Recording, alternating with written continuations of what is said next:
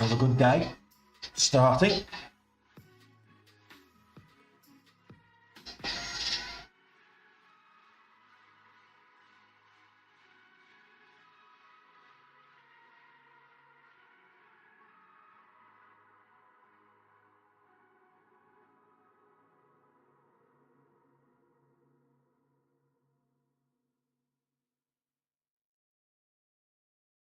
Yeah, I'm aware of that, Jakinya. I've not a chance to. I'm in a trade, so I've not a chance to fix that, buddy. So I'll fix that as soon as I get out of the trade. But I am aware of that. Yeah.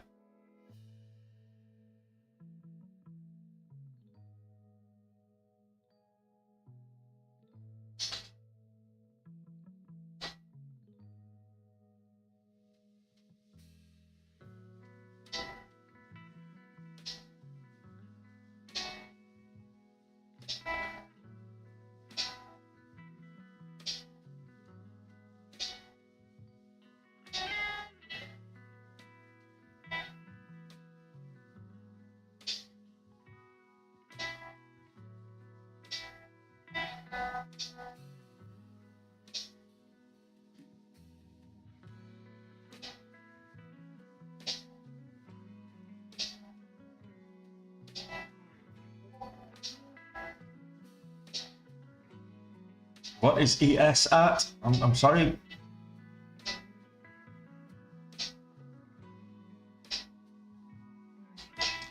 What do you mean ES?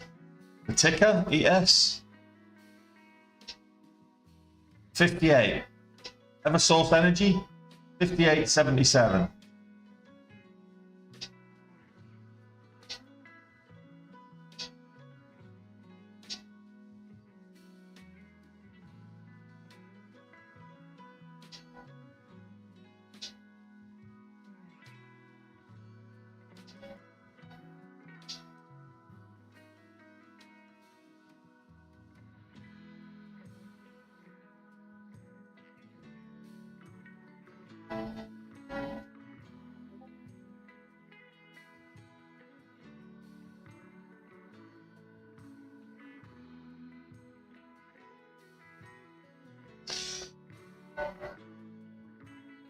Good morning, Cal.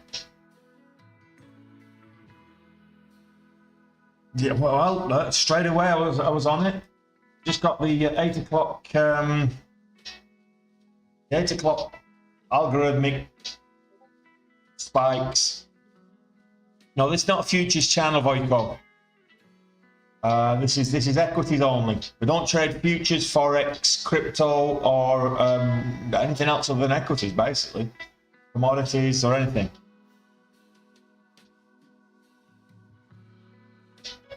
Yeah, but I thought he knew that this is not a futures trading channel, Josh. We don't trade futures here. The Hound of Dublin, the Dog of Dublin. I'm not in Dublin anymore.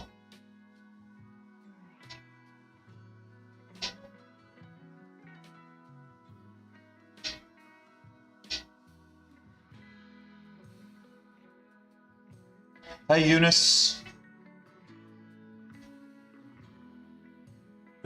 You got in late and still 4x gold. Well done, Cal. I'm almost 3 times gold, but as soon as I got over gold, I thought, okay, I'm going to size down. I've been more or less doing like 1, 2.5, up to 5,000. But here I went 5,000 and got in there. Then I was like I've had up to 10,000 shares at one stage. So first entry was just over 320. Oh my goodness. So I was traded this all the way from 320 up to almost $8, so 784. My top exit was 752. So my highest exit 752. High of day 784. I don't mind it pulling back now. I don't mind if it doesn't do anything. I mean, I'm almost 3x my daily goal. So happy days, kids.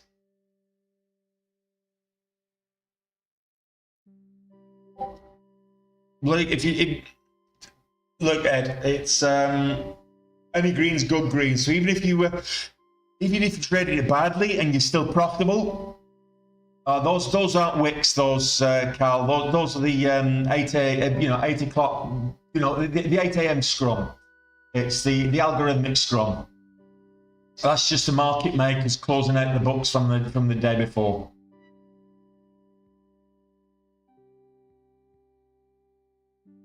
No, Winged Key, we don't do options here. We don't do forex, futures, or crypto. Just equities. Sorry, Winged Key. I can talk about options, but just saying puts doesn't help. I mean, puts on what? What instrument are you looking at taking your options puts on? I mean, let's have a bit more context to your statement. Just putting puts out into the chat doesn't help anybody, because puts. What we're talking golf? We're talking options. What are we talking? Oh, SPY puts. Okay, well, let's have a look at the SPY whilst we're retracing there. SPY at the moment, let's have a look at it on the daily.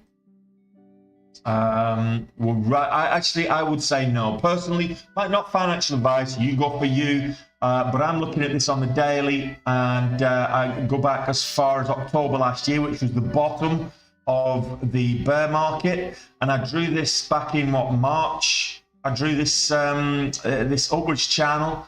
And we've got this middle section here, which has been a key support level, but we've got rejected up at the top of this channel, this bullish channel, upwards channel. We've got rejected at the top of this a couple of times before retracing. And the last time we were down at the bottom of this channel, we went back up and made new highs up here. So we're right at the bottom of this channel here, if you look. So putting puts on it right now, I would be very reluctant to do so. We came all the way down, touched the bottom of this channel. Just from a technical analysis point of view, there may be some macroeconomic catalyst that from a fundamental point of view that will drive the market lower. But at this moment in time, from a technical analysis point of view, I would say we just bottomed out here and ready for a bounce. So I would actually say calls, SPY calls. But if you're sensible, you'd use a more complex option strategy, so that if it does move down, you're covered and you're not going to lose anything. If not, if it moves down significantly, you're actually going to gain. But yeah.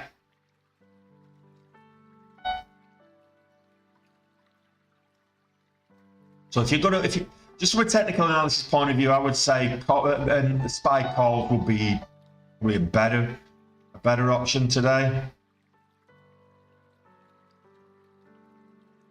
Just from a technical analysis point of view. Then you've got to factor in the macroeconomic environment, and you do your own due diligence.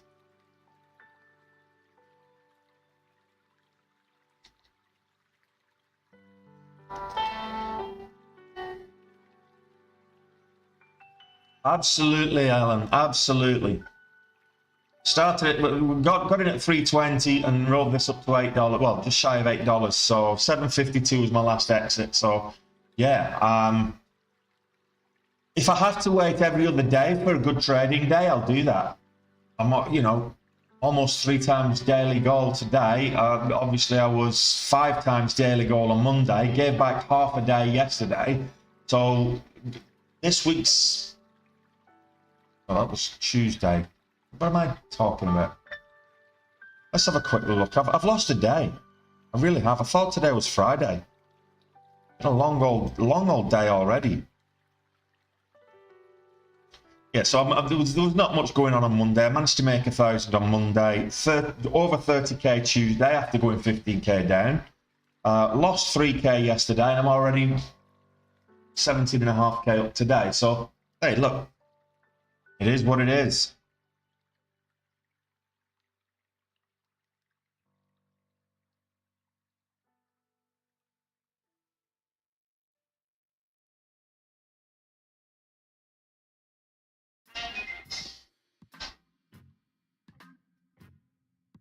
It was a beautiful move to catch. And anyone that caught it, anybody that's in the Discord that managed to catch that,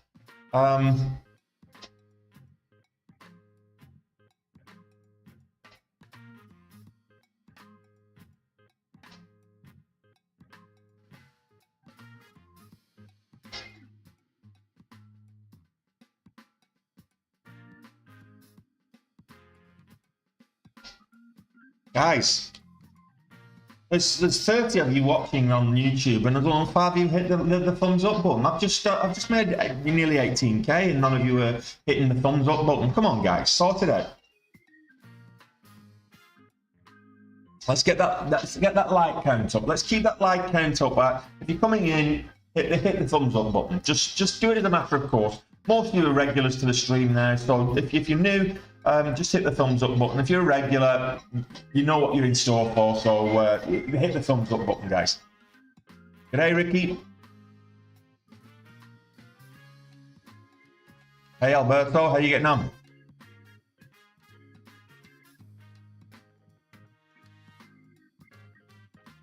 I use smart routing trade on one. CMEG, you can trade from 4:30 now. You can trade the full session now. CMEG's open the whole hours. It used to be 7:30. It used to be 7:30 onwards, and you used to only get an hour after the close.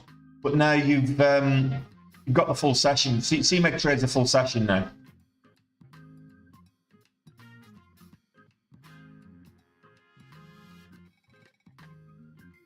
Yeah, it's yeah. I've had a good week. I've had a very good week this week so far, and it's we've got another day tomorrow. So let's see.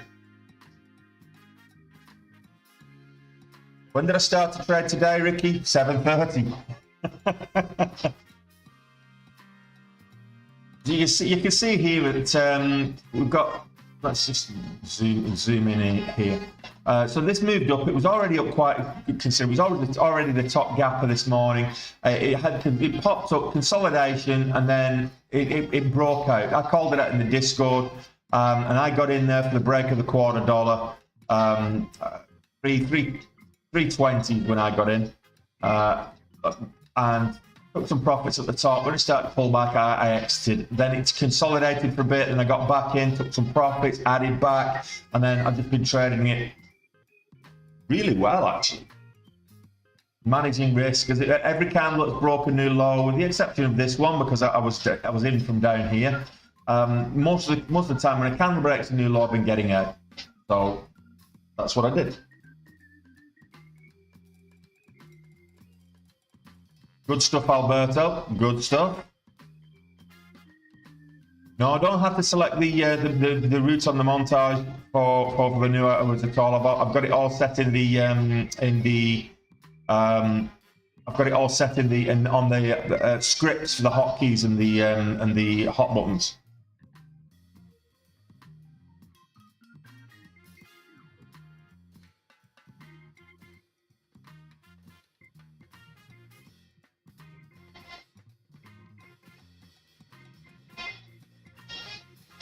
Possibly, it's pulling back quite a bit right now. I mean, it's pulled back $3. So this went up to $7.84 from $1.15. Just put that into context. It was $1.15 earlier today.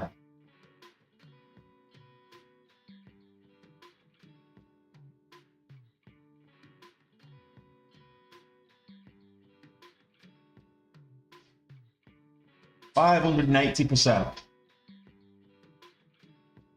nearly 600% gain, but it's pulled back 200% more. Yeah, pull back 200% from the opening price. It's retraced quite a bit, almost 50%. What about 40% retracement? That down to 4.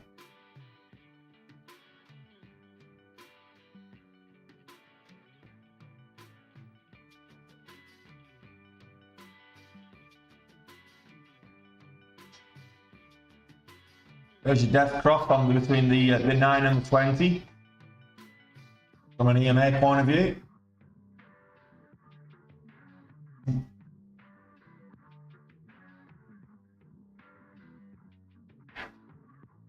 $772 is a major key level, Alberto, but it's been up to 784. It just reached 784 there.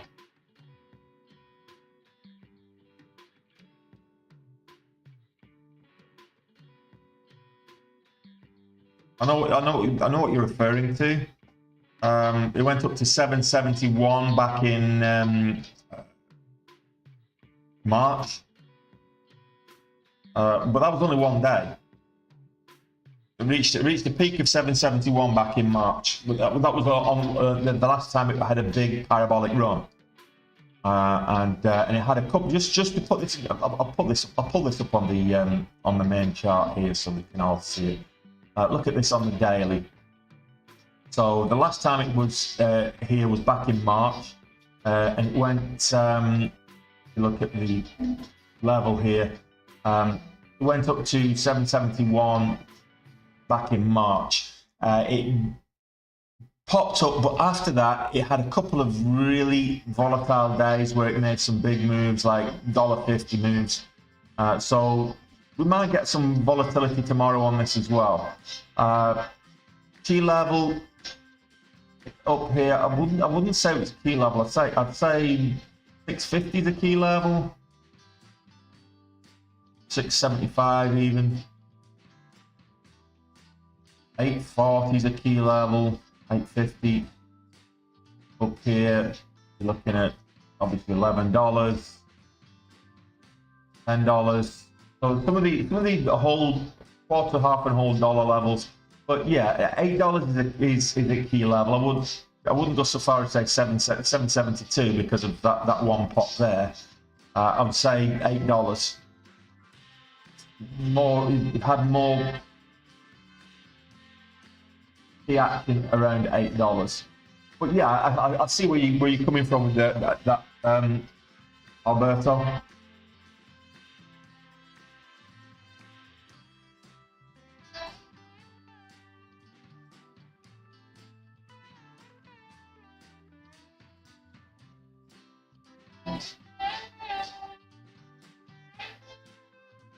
This is moving on news, yes, and it's clinical trial news again. So, yeah, good start to the day.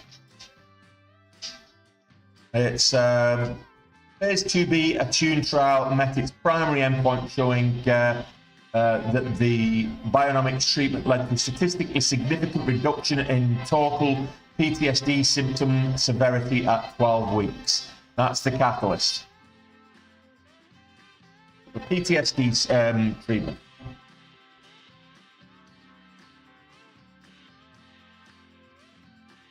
I'm doing well, Zach. How you doing, buddy?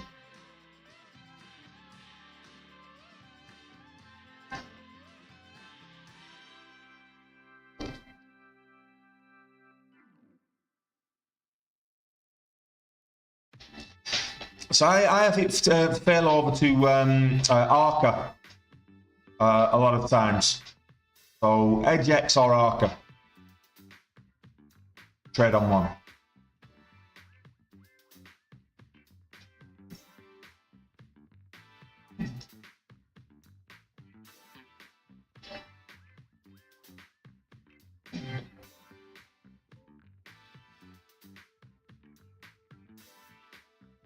Yeah, well, there you go. Just save up. I wouldn't put any money into the markets before you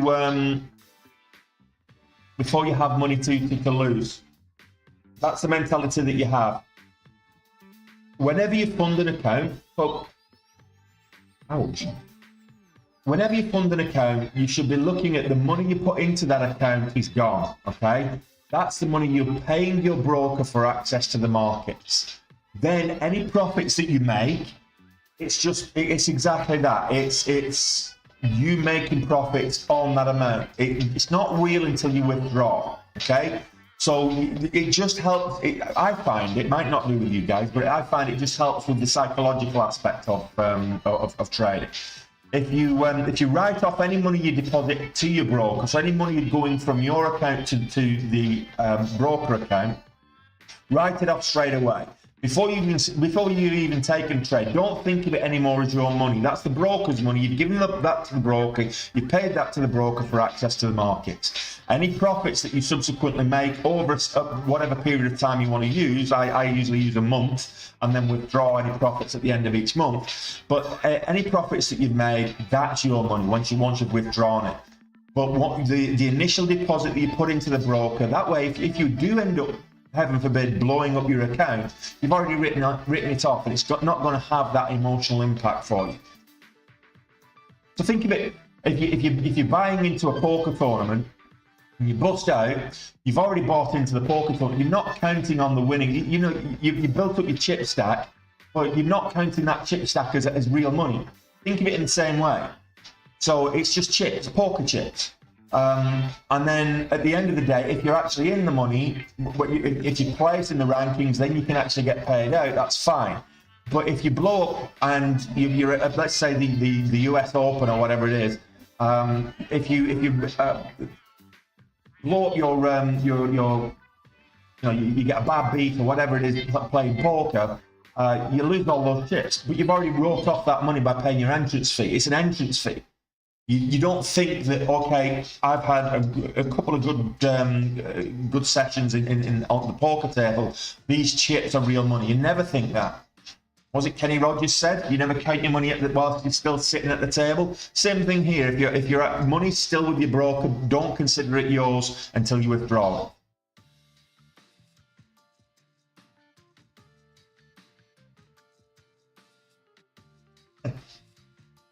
That's true, Jakinia. I love your pessimistic attitude, but yeah, it is true. No, it's get green, get to gold, get out is what I advise everybody to do. So I'm green now. I'm almost 3 times gold. So I will not be trading at the level that I was just trading at. I was trading like 5,000 shares. If I go in for another trade now, I'll be trading a lot smaller. I'm not going to be risking. No, I'm not going to do what I did on Tuesday. Simple. But you make opportunity where the sun shines.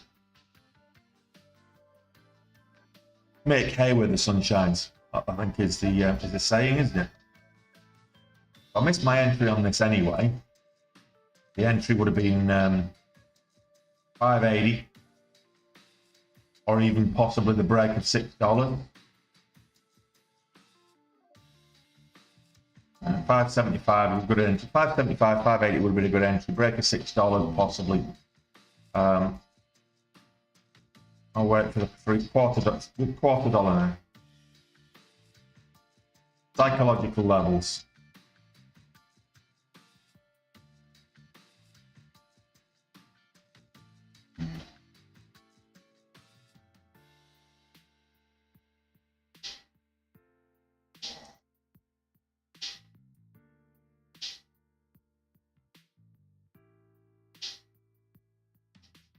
Morning, Virgo.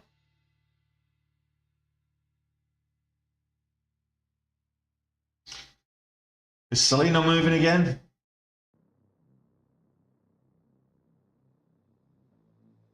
Oh, it popped up. Not great volume, but it's popped up. It's up at 23.10s. It went up to 23.60 something, 23.70. So we've got a new. It's not on great volume this morning, so we'll just take a look at the chart for Selena because that's what we made the money on Tuesday. But we just had a little bit of volume come in, not a lot. So I wouldn't say it's great volume right now. We've not had 20,000 share volume candle yet. We've only traded 81,000, just 81,500 shares the full session. So Selena Therapeutics, whilst it's popping up, it's on too low volume. You need volume and volatility. It's 12.5% up on the day, which is good, which is reasonably volatile, but you need the volume underpinning that. If you look at Bionomics, Bionomics is 26.5 million shares traded today. So the volume is there. We're getting volume candles between 150 and 500,000 shares a minute. So the volume is key, and that's important. So you want volume and you want volatility. One without the other, it's You can trade it, but it's much more risky and certainly doesn't fall into line with my strategy.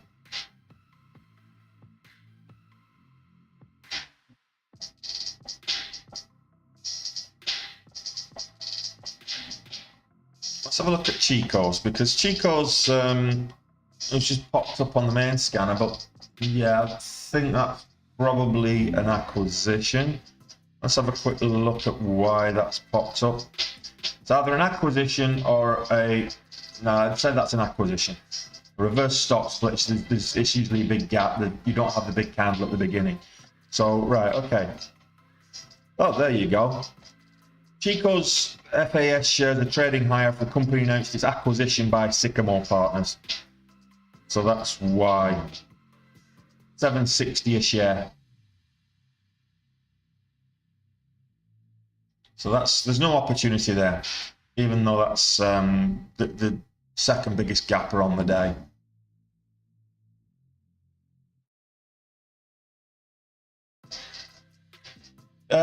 You can enter on those algo candles, but you won't get filled at the low of those point dots. It doesn't affect the price action. So the question I'm being asked is, these algo spikes on BNOX, can you enter? And I think what the question is when it comes down, if you're quick enough, can you buy down here? No, you can't. The price action stays up here. These algo spikes, it's just market makers clearing the books. There's no price action down here. Okay, so can you enter on the Wicks? No, you just have to keep trading the price action. The chart, 8 o'clock every morning, the chart will throw out some of these spikes. Doesn't matter what stock it is. If you look at any stock with any kind of volume, even if you look at the ETFs that follow the market, see, 8 o'clock in the morning, the SPY's got those algorithmic spikes as well, and no, you can't enter at the top or bottom of those spikes.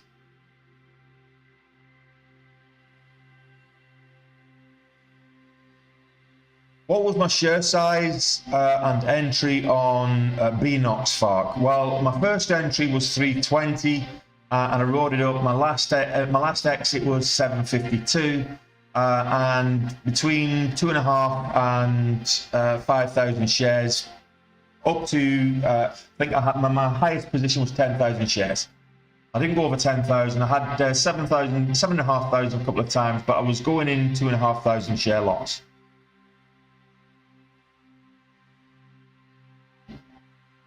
Hey Cast, how you getting on? Welcome back, Aaron. Good to see you, buddy. Hey, Brandon, how you doing, buddy?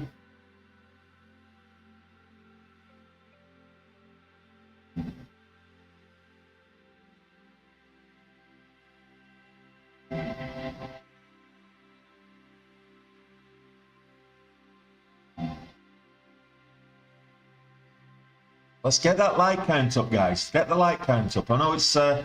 I started the stream a little bit early because I was actually in the trade, so I just thought I'd press the, go live button whilst I was in the trade.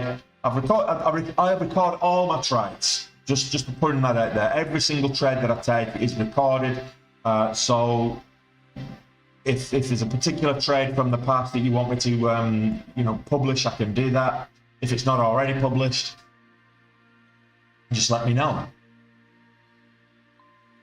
The problem is that you don't want me to put out a 4-hour recap video of a single trade. So when I put out a recap video, I tend to edit the trade for time. I'll speed it up and I'll edit out some of the non-action areas. So, for example, here when it's consolidating, even though I might have had a position, I'll just edit that piece out until we're ready to pop here and move again. Hey Khan, you missed the action. Well, you can always go back to the beginning of the stream. I think I went live about here just after 8 o'clock, so you'd catch the back end of this move. 100k get him. I don't know about that. Don't know about that. Celino is starting to make inroads. We're now starting to get some reasonable volume. I wouldn't say it's great volume, but we're getting some reasonable volume coming in now. This had a wonderful day on Tuesday. I'd be looking for this to break $25. The key level 25.17, because that's the regular session high on yesterday on the daily.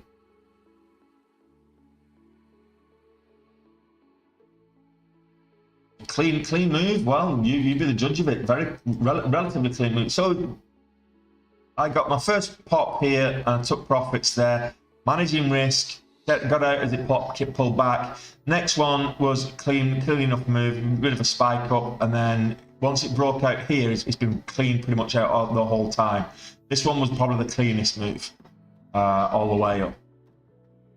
So relatively speaking, yes, clean move. Sorry, Alistair, I know you're not at your desk, and you didn't really want a big parabolic move the first thing until while you couldn't trade it. So one more, I guess.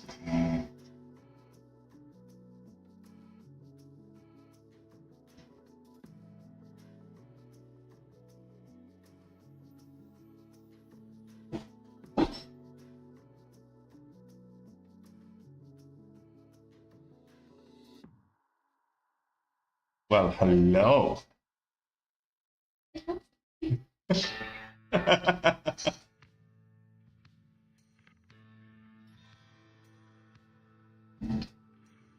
Ooh.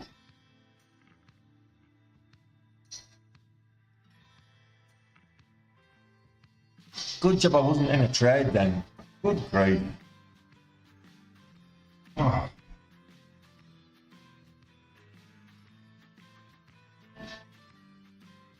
Oh. How does one join the Discord, Ukulelean?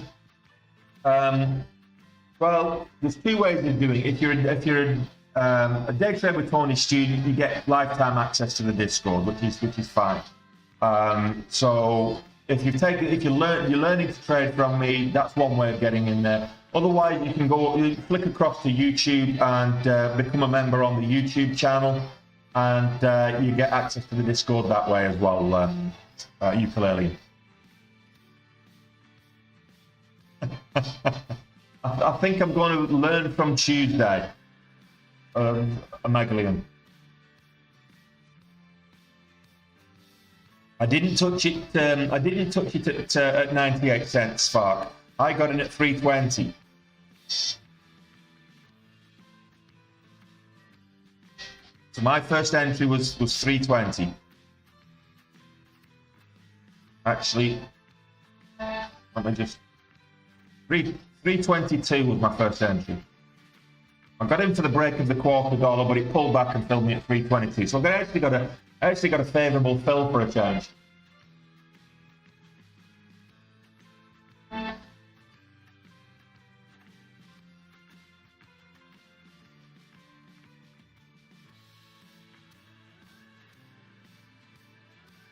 We're getting a nice 5-minute double bottom here. If this moves back up and over $0.25, 625. So if you look at this on the 5-minute, this is for the TikTok. So the pullback, very bullish, it's above the VWAP. So we're getting that W pattern forming. So it has to complete. So if this moves back up now over $6, it's going to be very bullish, and you've got that double bottom. The breakout level 625. Not saying it will do that. It might not, but based on the technical aspects, that W pattern is, and you've got a measuring stick. You should, based on that, you should break $8. You get 625. You get a full dollar move at least.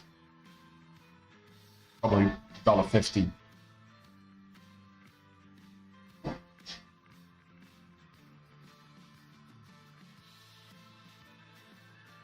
Just thinking, where's my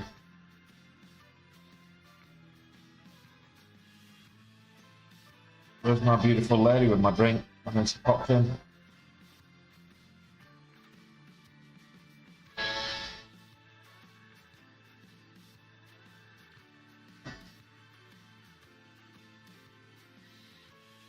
We do like a nice double bottom. Got to be honest, Ian. I do like a nice double bottom. It's not as bullish. I wouldn't say it's quite as bullish as the inverse head and shoulders, but it is bullish as well. So, and we're starting to make that W now. So over $6, I think this will probably move up. What's great about a double bottom? So technical, it's tech time. What's great about a double bottom is you've got a measuring stick for your stop loss and take profit. So you've got the W here, the height of the W. So you've got from kind of 784 down to 494. So let's call that $5. It's a $3 dip. Okay. So when you break out, you're basically saying you could get that full $3 back. Okay, that's your take profit measuring stick. If you're being ambitious, that's what you've been looking for. But also the bottom of the W is your stop loss. So then you've got to work out, okay, does that fall into place with my risk versus reward? So the top of this W, so let's say 625. To the bottom there at 5, so you're looking, let's call it 575, so that's $1.50. It's exactly 2 to 1, so you're spot on with a 2 to 1 risk reward ratio. If you played this double bottom the way that technically the way it's set up, so the $3 dip, you look for $3 and you'll be risking $1.50.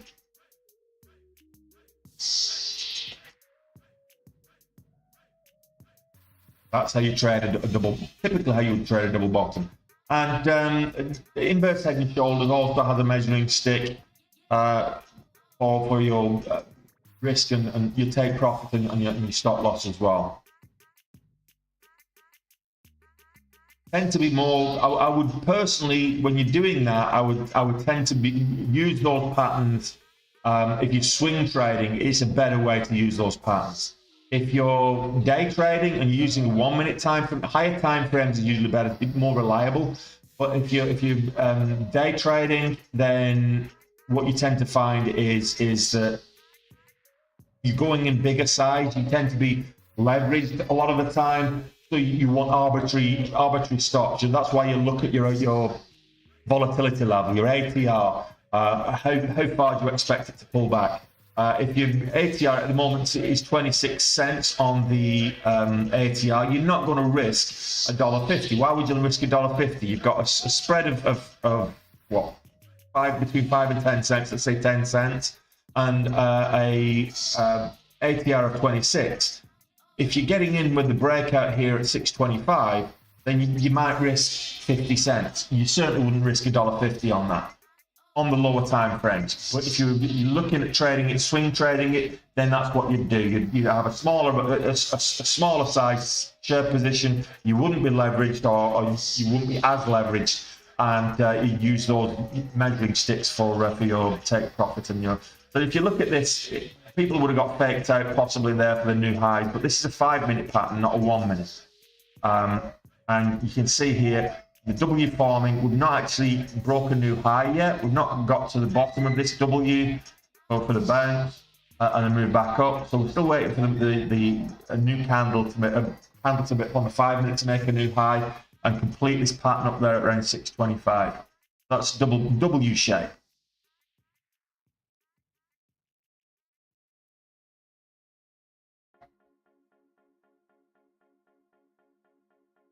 We've got 40 minutes before the bell, guys. Is there anything that you want me to take a look at other than Bionomics? Well, Peloton is up. Let's look at Peloton. Peloton has entered an agreement announced yesterday afternoon with Lululemon, the pervert's favorite yoga wear. There are also a lot of women wear it as well. But if you're a pervert like me, you like watching your women wearing those Lululemon yoga pants. It's just shocking. But I mean, Women wear it, I don't think anybody wears it to do yoga, but they wear it to go and buy Starbucks or do the shopping, and quite frankly, it's distracting. Probably causing, but those yoga pants probably cause more car crashes than stray dogs. That's all I'm saying. Hey, Robin.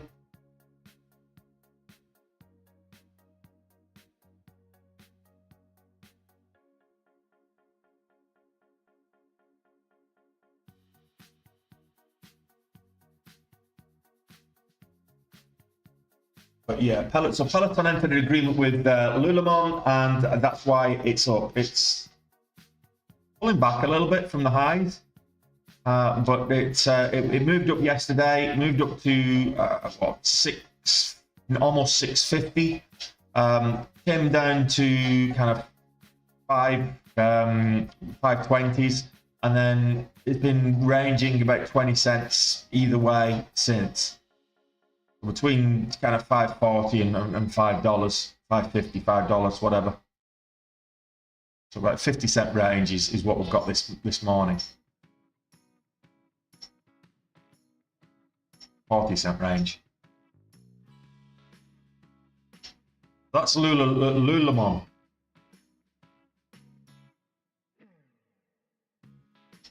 Selena, I'll put this on watch.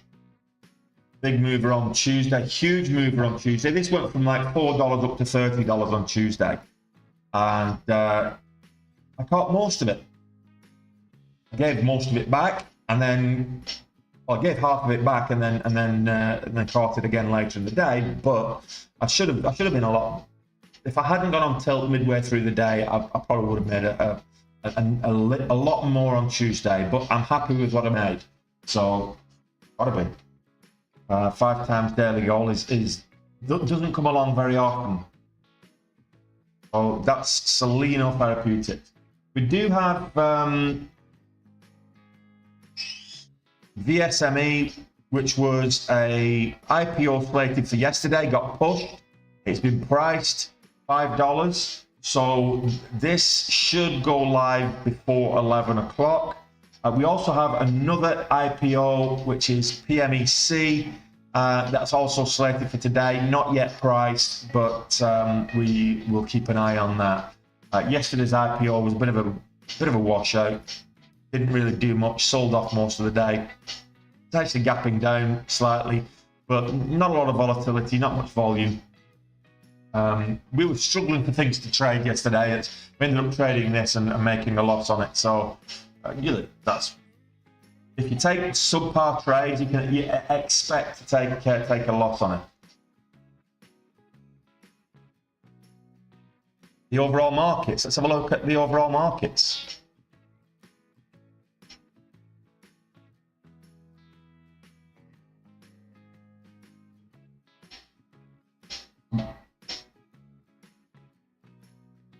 Oh, just shy of 4x gold, Neith. I'll tell you what, I love to see you love to see it. I should have made it over 70k, Fark. If I traded it properly, I should have made 70 or 80k on that on Tuesday. But look, shoulda, woulda, coulda.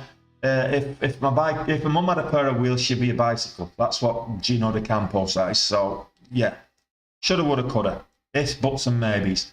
I'm not going to get grumpy about a 5x gold day.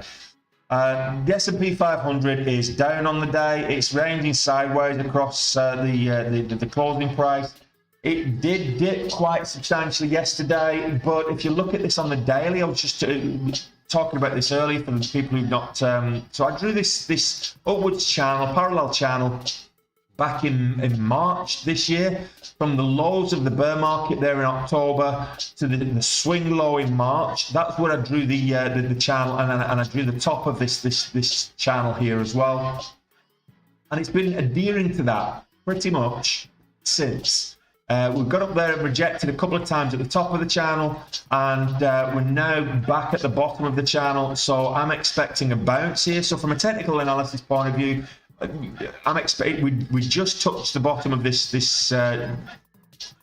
parallel channel here yesterday.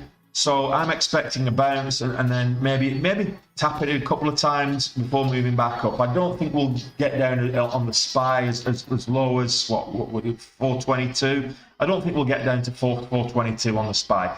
I could be wrong. I'm just a fat guy on the internet. I just have an opinion, not financial advice. Don't sue me. That's what I'm seeing from a technical analysis point of view. That's what I'm saying. Of course, technical always gets trumped by fundamental. So if there are any key macroeconomic issues, macroeconomic catalysts that push the market to the south side, then don't be surprised if we do sell off a bit further. However, earnings season is about to hit us again, so we should have some good results for the coming earnings season that should push the market back up again. So we tend to see, every year we tend to see September is a selling month. In most cases, it's a selling month. And then we get a bounce in October and a rally in November, December. We got the bounce last year from the bottom of the bear market, so that was in October. So we probably will see a bounce for October. Just my opinion. Don't quote me. Don't follow me in terms of putting your mortgage on SPY calls or anything like that. Just my opinion, not financial advice. Where did you get it on it, Neith? Hey, Tang.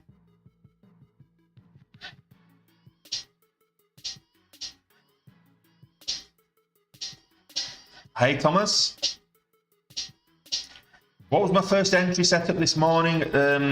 It was 320. It was. Let's go back. So it's this setup here. So we broke high of day, and then I got in for the break of the $quarter dollar. I got a favourable fill, so I got filled at 322. So I got into the break of the 325. And it moved up. That was my first setup. Then it pulled back and started consolidating. So my next entry was a break of this spike up was at 340. The break of the $half, 350, and I move up. Then I started taking profits up here. When it pulled back, I got back in as it broke new highs. So the bull flag type setup.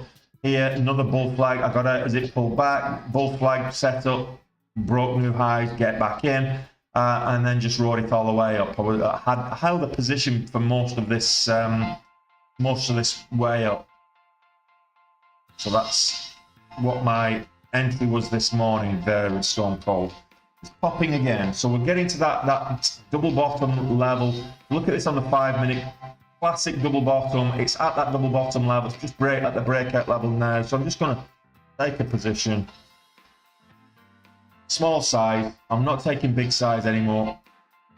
I'm 3 times over goal. I'm not. I'll scale in, no problem, but I'm not going in big size. If we get over $7, I might add some to it.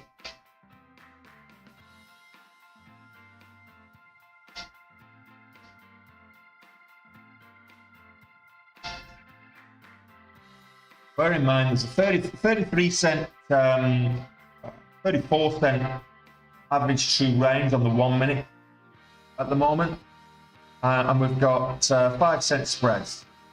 So I'm looking at a 40 cent risk. So I'm prepared to risk $400 on this.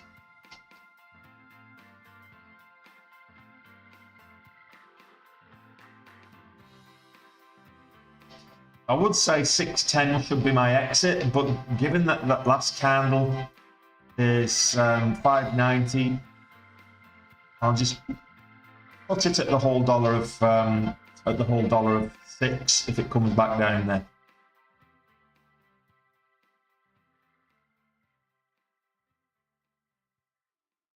Just add us for the break of 7.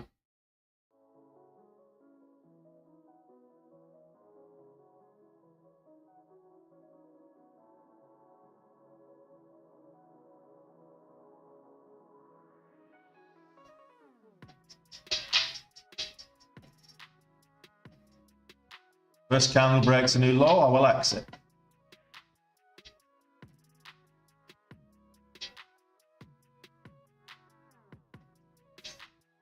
Let's take a little bit off there.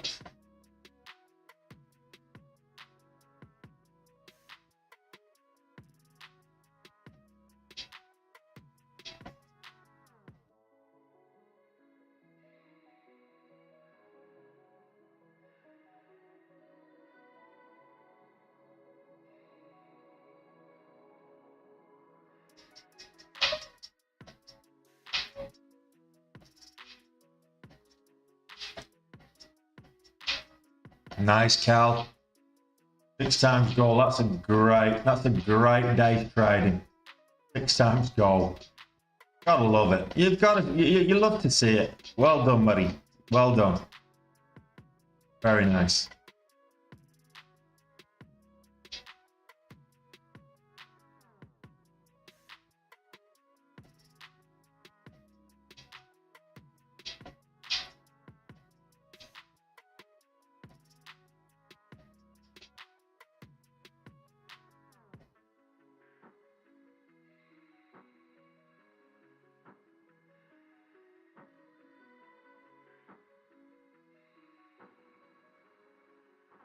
About 25 cents. The range is 37, so gotta give it a little bit of movement, a little bit of breathing room for the trade.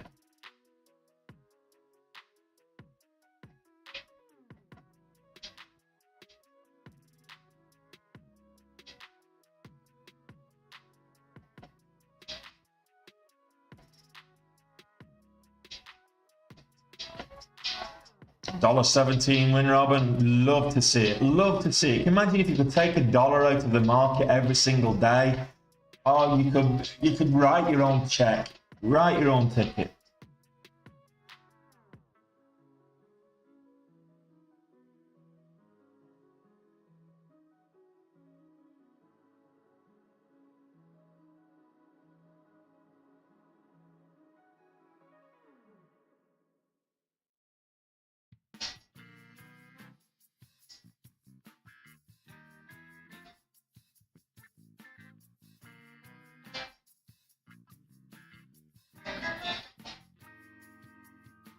Just buying that dip on that support, just because if it continues to dip, I can get out with my hotkeys instead of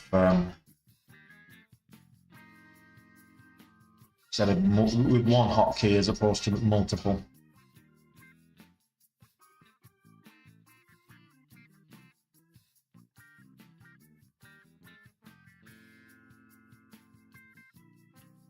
No, fair play. Don't get to goal, get out. That's my motto. I wish I listened to myself sometimes.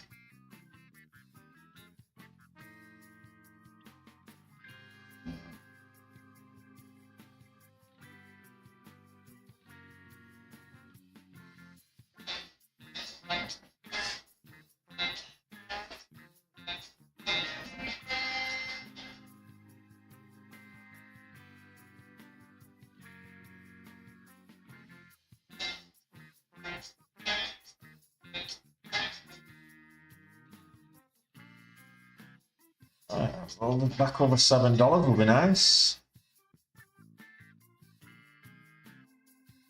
I'm trying it. Nice little flag setup.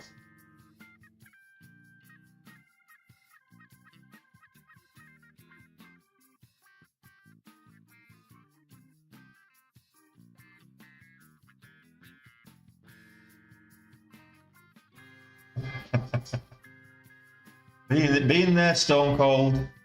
I've written a few checks that bounced in my time back in the day when I was a struggling salesperson.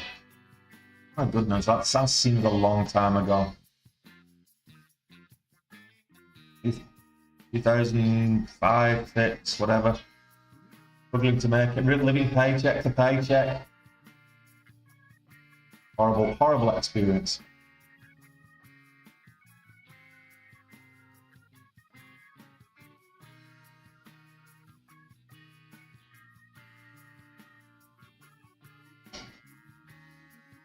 There we go. 3x goal today, guys. 3x goal. We're over 18k.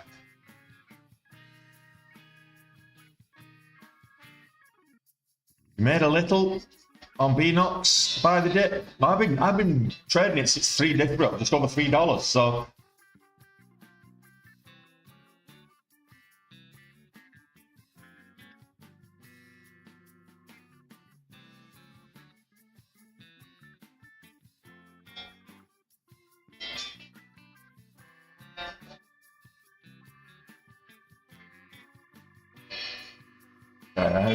how far are we pulling? It's a good double bottom breakout. To be fair, not completed, but not yet at least.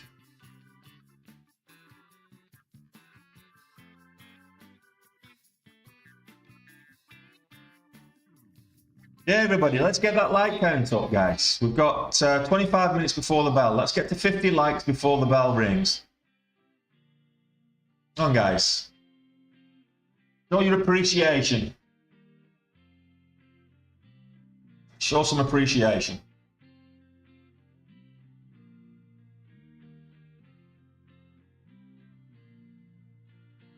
Down wicks like that, quite bullish, the same way as up wicks on the candle before, quite bearish.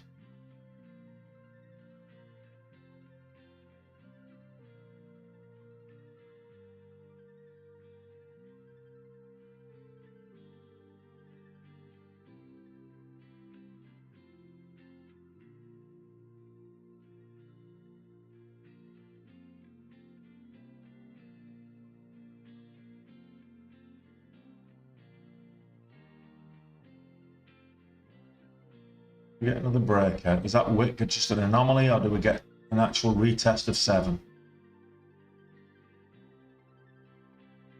Hey Dennis, good to see you. Well done, Dutch. Thanks, guys.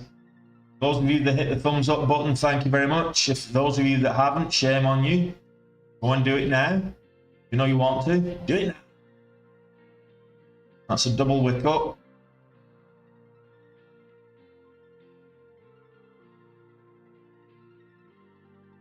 $0.43 on the ATR.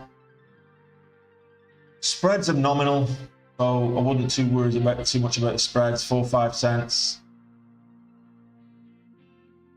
So you're looking at about a 50-cent overall risk in terms of retracement and spread.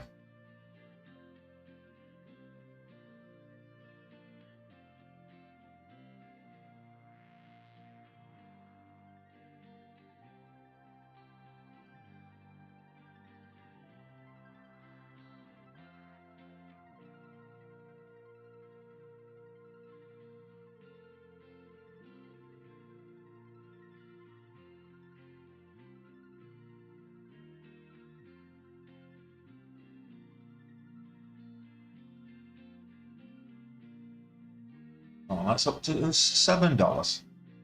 Looking for $7 here. This is a downwards channel. Full flag-ish setup on the back of a double bottom. Lovely double bottom breakout that was.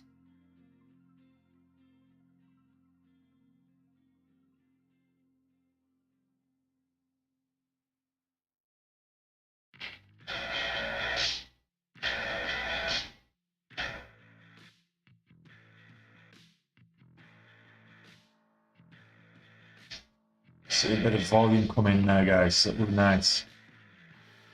Last 3 candles have been decreasing volume, so I'd like to see a bit more volume here.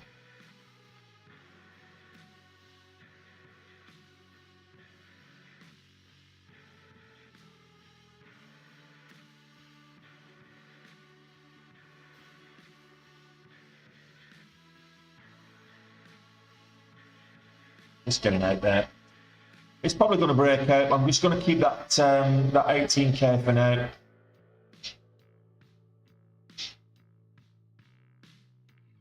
The stock is called Bionomics. The ticker is BNOX, but the company is Bionomics.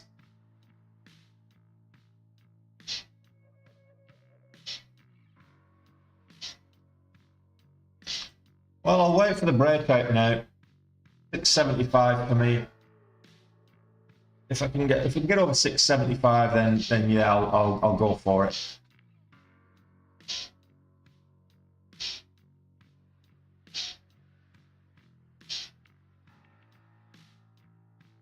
It depends on your broker, Tang. Most brokers that allow you to trade pre-market is they do it by default. If you're with a broker that doesn't permit you to trade pre-market, then change your broker.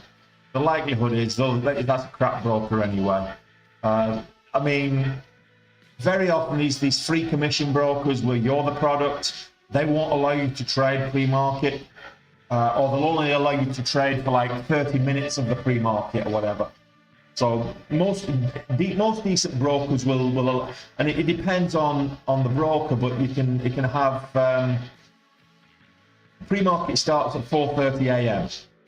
and the post-market finishes at 9 p.m. So you've got a huge day that you could potentially be 16 hours or whatever it is if you wanted to. More than 16 and a half. Yeah.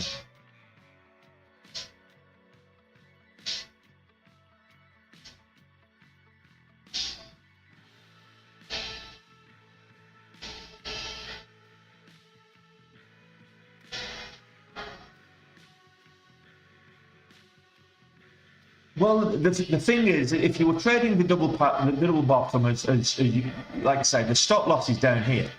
So you would have got in here, pretty much where I got in, kind of 630. I think I got it at 650, but 630-ish, and your stop loss will be down here at $5. So if you're trading that double bottom, if you were a swing trader, you'd have set that in motion, and you'd still be in it.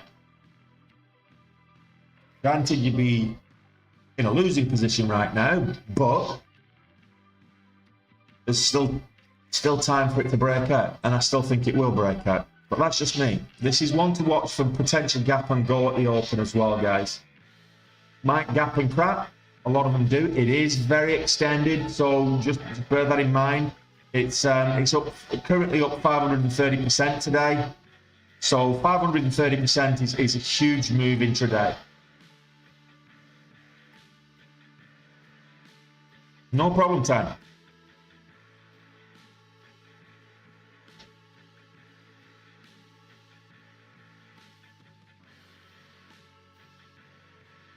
I don't know what platform you're using, Robin, but it depends on your script. If you're using hotkeys, you should have your hotkeys programmed to a script, and within that script, you should be selecting your selecting which whether it's a limit order or what the limit is, etc., etc. You can also select your route. You can select whether you want it to be hidden from the level 2. You can compile your scripts quite complex, but so in the background, the platform will be creating complex orders, but it's just one press of the button.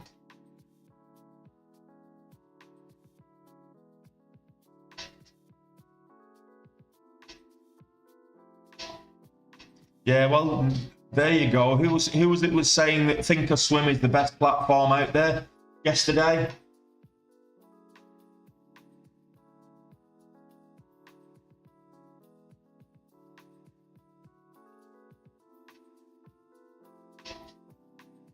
I have limit orders. All my orders are limit orders.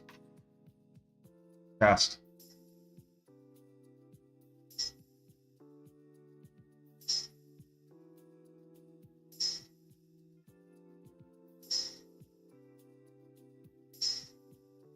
Yeah, I know it was. I'm some European cow. Come on, let's not get xenophobic on me. I'm some European.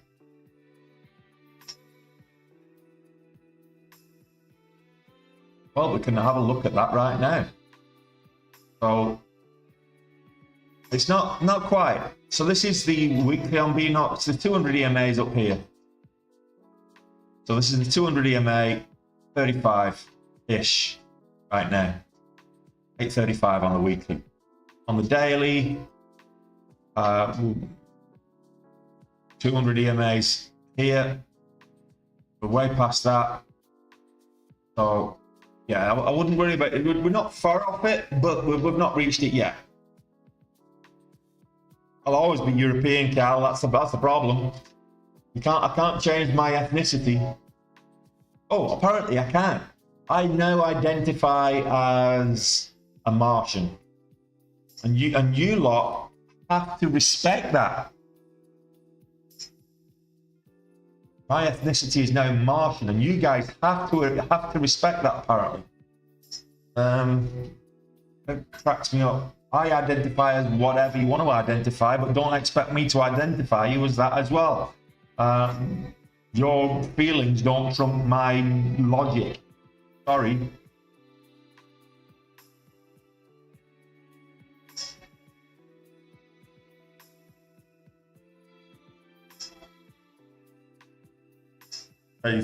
Don't get me started. We had a conversation last year on this channel about pronouns, and I said, okay, my pronouns are now lemon and squeeze. And I identify as a lemon, and my pronouns are squeeze and juice. That was it. Build a space wall. We fly, Bat Lion. We fly. So walls are no good. You need to, build a dome, like in the Simpsons movie. Might help you. How long can you be a digital nomad for life? There's people do it the whole life. That's their lifestyle, Ed. The point is, if you're a digital nomad, you can't stay in one location for longer than 3 months of the year.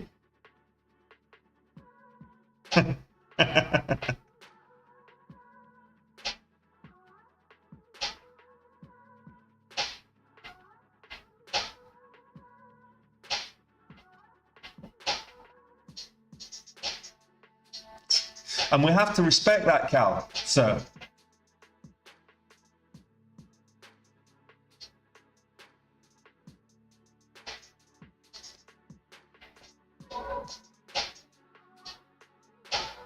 Yeah, that's not going to do anything.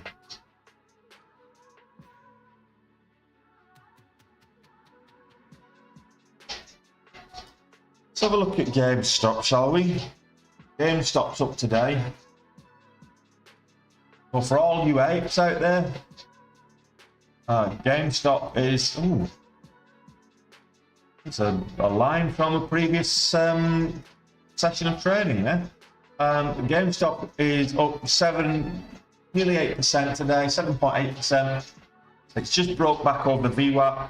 Not a lot of volume at the moment, but it broke over the VWAP with a nice volume candle. And GameStop tends to get its volume after the bell, which, for those who want to know, is in 12 minutes' time.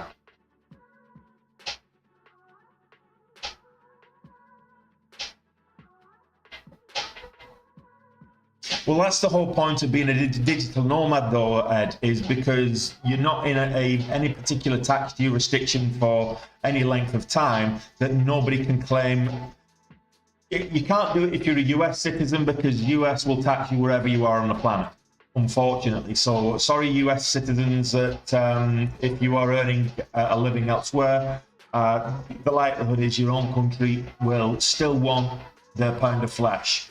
But every other country, you can, for you, Ed, being Irish, you can travel around the world and go spend 3-4 months in one place, then move to the next one and go there. And because you're not in one jurisdiction long enough for them to claim you as domiciled there, then you're not liable to pay taxes there. And that's my understanding, not financial advice. I'm not a financial advisor. Speak to an accountant before you actually do become a digital nomad and flip from one place to another every 3 months. There's a double taxation treaty with a lot of countries if you're a US citizen, unfortunately, which I'm not, but there you go. All right, well, I'm not in Thailand, Matty. Once again, I'm in the Philippines. But yeah, absolutely, Wink. They've got to claim that since they're not getting the petrol dollars anymore, since the BRICS decided to trade for petrol in other currencies, they're going to have to steal the money off someone, off the citizens another way.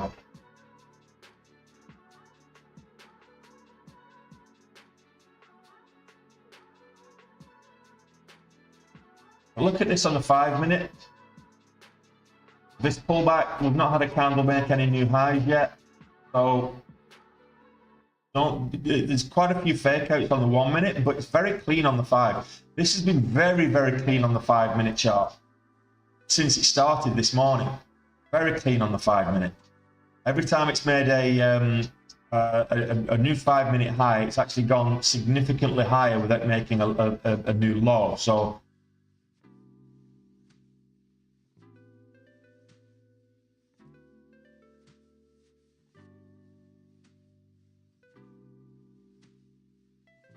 I'd rather not dig in your cheese. I'm ultimately I'm lazy, so which is why I don't swing trade as much as I probably should do, and day trade, because swing trading, you need to do a bit more fundamental research on what you're actually putting your money into beforehand, and I'd just rather look at the technicals. I'd just rather take the technicals, take it. I don't care what happened to it last week or last month or last year. I know that the majority of the stocks I trade are garbage companies. They're terrible companies. They're not making any money, and which is why they're priced at $6 and $5 and $10 or whatever. They're terrible companies. So they're not. I'm not looking for something to put, invest in long term. I'm looking for something that's got a bit of momentum intraday to day, and if tomorrow it bleeds out slowly and doesn't do anything, I don't care, because I've made my money today. So like Salino, it made the money on that on Tuesday. It pretty much bled out slowly yesterday.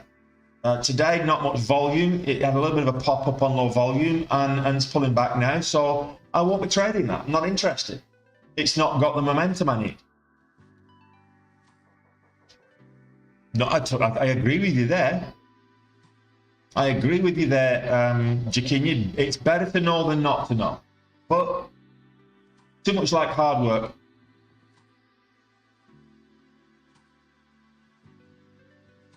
Yeah, the fundamental. Look, the problem with the fundamentals. If I look at, let's just have a quick look at the fundamentals on Bionomics, shall we? Okay, I'll pull them up for all to see. So this is Benzinga. I've just pulled this up. Off Benzinga. So let's look at key data.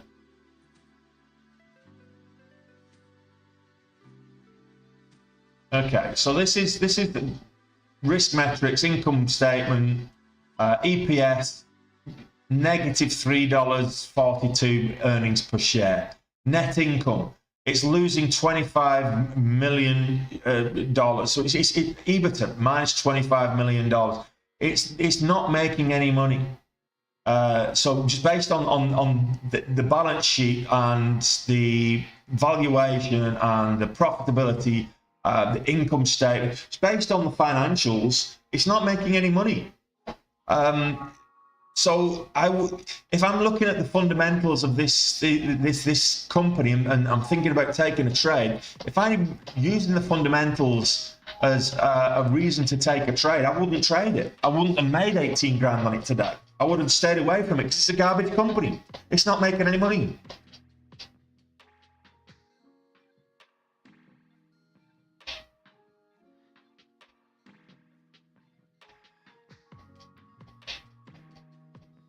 Oh no, we did.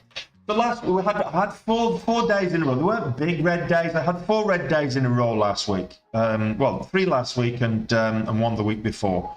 But they weren't big red days. So, and I had a lovely big day on Tuesday.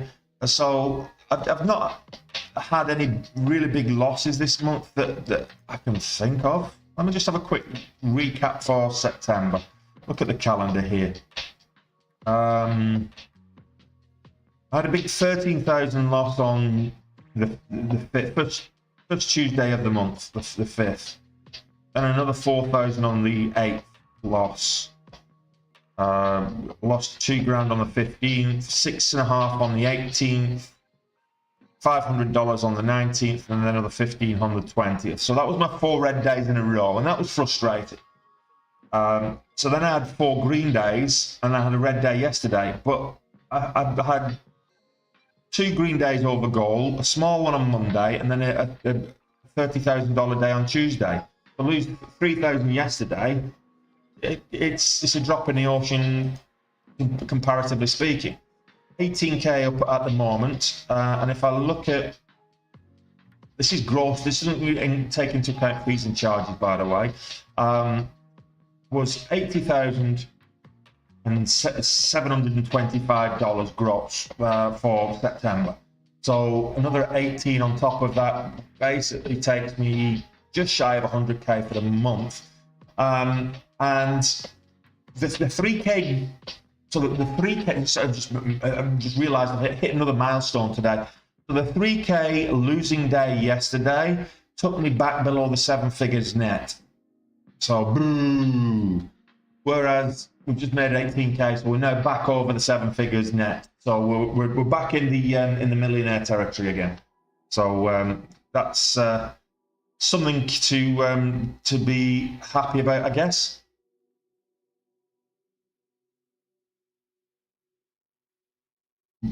Well, there's no short interest on this. It's like 3% short there, Jikunya. That's fundamentals are any economic information about the company, not just economic, but also key information that could impact its economic performance. That's the fundamentals.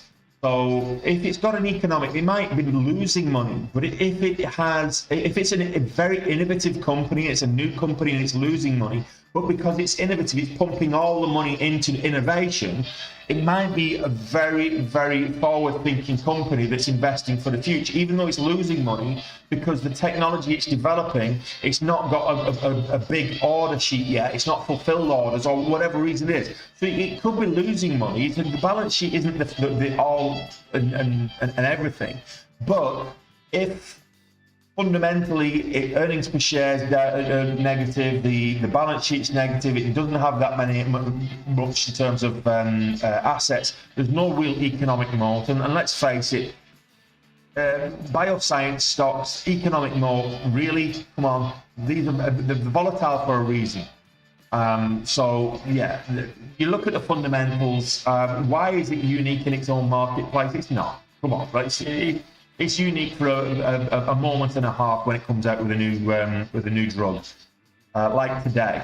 It makes it unique because the catalyst today says that it's new treatment for PTSD. It works on, it's past, phase 2 of its study and all this kind of stuff. But without a good patent, that same product or treatment can be replicated by another competitor can come out with a similar treatment, and it's no longer market leader. That's bioscience for you.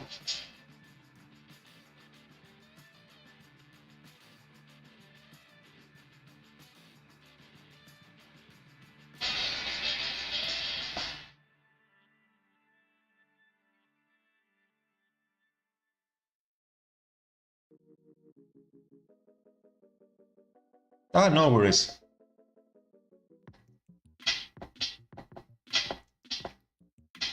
Yeah, I mean, I'm watching GameStop just for pure entertainment more than anything, but I don't think I'm going to touch Bionomics or under $7 now. I'll wait for it over $7 at the bell, but in fact, I'm going to put a nice little horizontal because at this level here, 710. So yeah, 725. I'm going to put it nice round number, 725.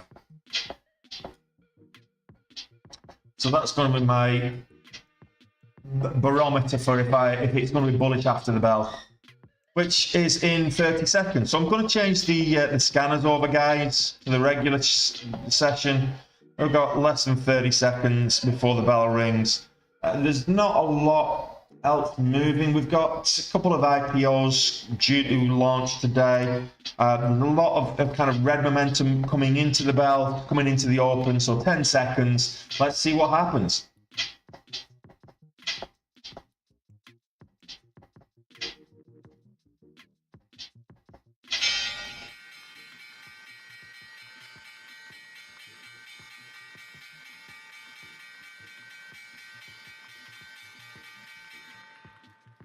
They treat the symptom rather than the problem, Cal. That's my view on it.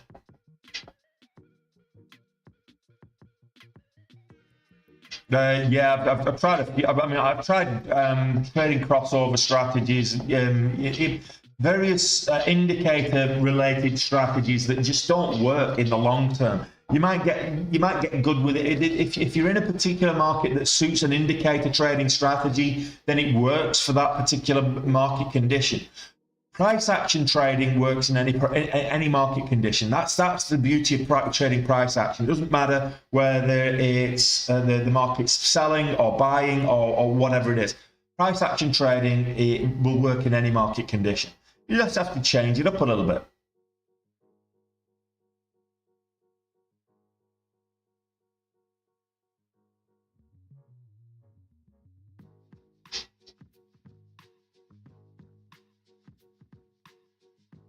I have certain things that I'm looking for it to reach my watch list. And for those of you that are day trade with Tony students, you'll know what those are. So.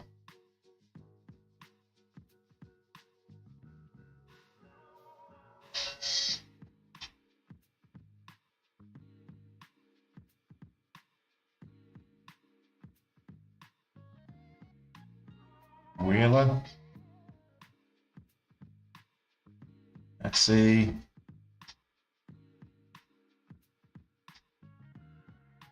Pops up. So C Limited. Look at Wheeler. No, I don't like that.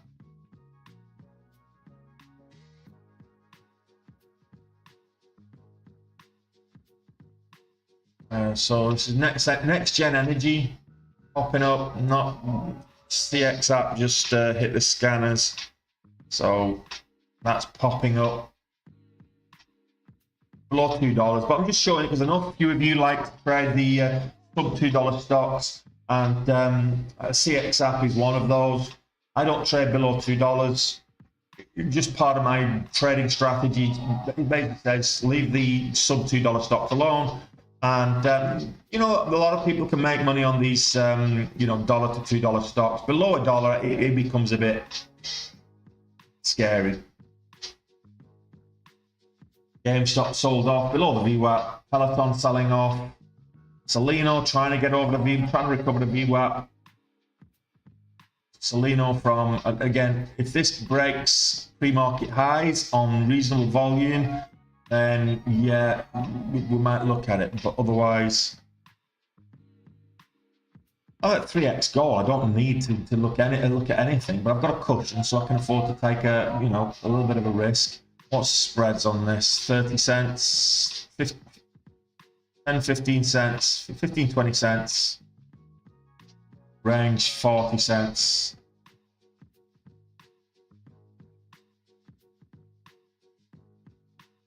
Yeah, we're looking at 25 to 30 cents.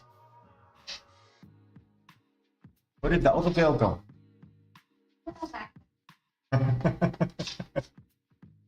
Thank you, my love. Could I get some extra water, please?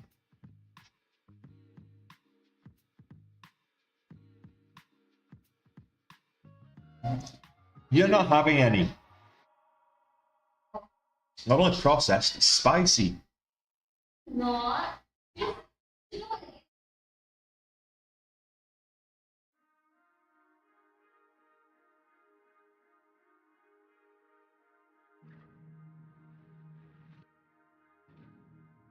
No, I'm not walking away, but I'm waiting for a really good setup before I actually take any more trades. If I take any more trades, I'm not seeing any really good setups at the moment. Solino's looking like it could be setting up nicely. Thank you, my love.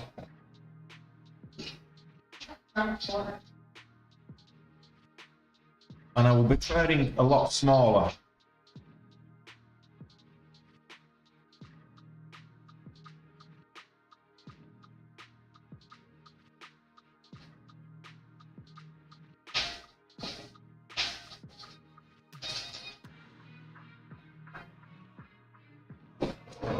Gosh.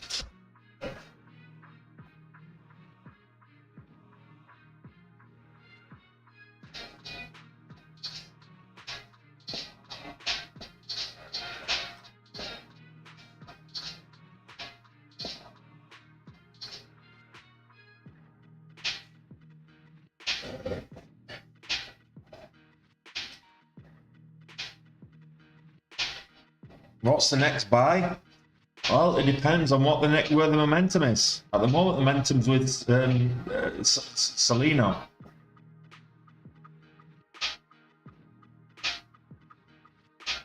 Yeah, BNOX. I wouldn't say it's struggling. It's not selling off. It's just sideways around $6. So if it holds $6, it might come back a little bit later.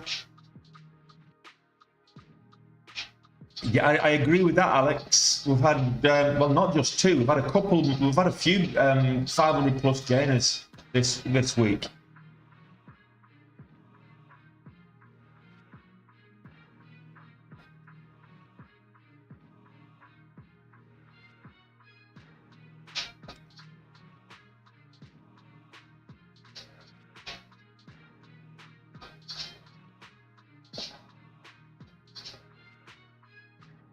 I'm just wondering if that was a fake out or whether it will make another attempt at the $0.50.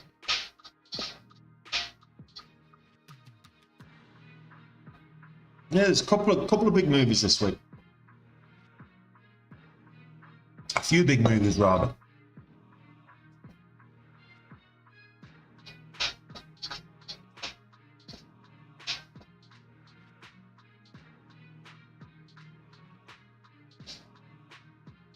And let's get over the $0.50. It's gone without me. Did, and it's gone without me.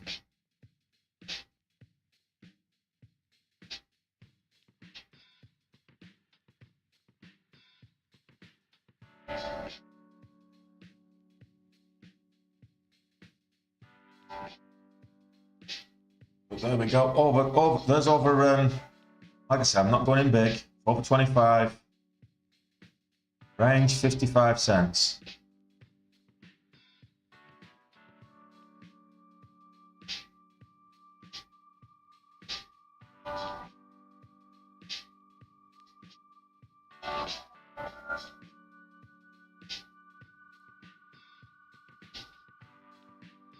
$0.50 trailing stop on that. Whilst I eat my tempura.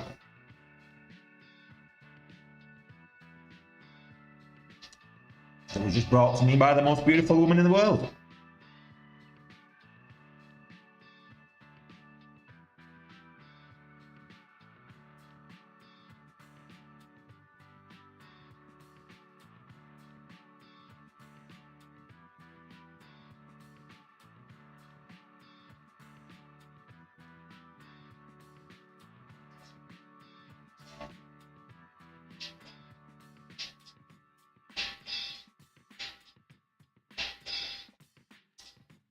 Yeah, we seem to be finishing. Well, there's only one more trading day in September, so we seem to be finishing it on a bit of a hot streak. I think you're saying that it's 2 days out of 4 so far. Monday was a washout. Yesterday there was virtually nothing to trade. So yeah. A couple of good runners in a week does not make a bull market.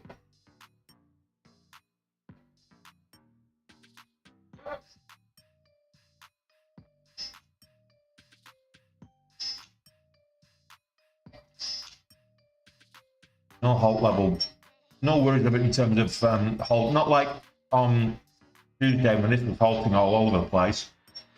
Extremely volatile on Tuesday.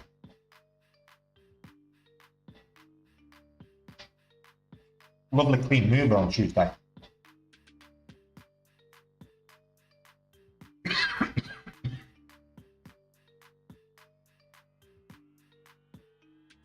How would you know what percentage trailing stop loss to set? Because I don't set it with a percentage. I know some people like to put a percentage in there. I don't set percentages. I don't think it's worthwhile doing that. Because you look at the volatility of the stock. How much does it move on average per candle? What is the spread? So that tells you what the volatility is and also what the risk is on the spread as well. So you need to factor those together and to calculate your own risk. Some people might take half an ATR. Some people might take a full one ATR or whatever it is. I've just put a 50 cents trailing stop on because 55. It was like 44 cents on the ATR and 5 cents spread or whatever it was. So I just got stopped out there for a small profit.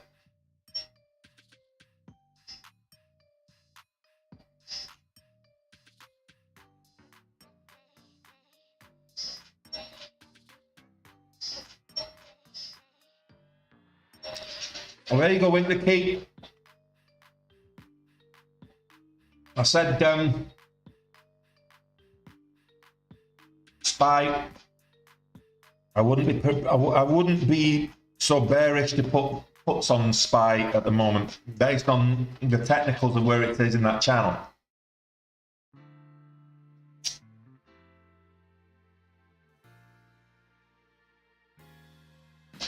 AYTU.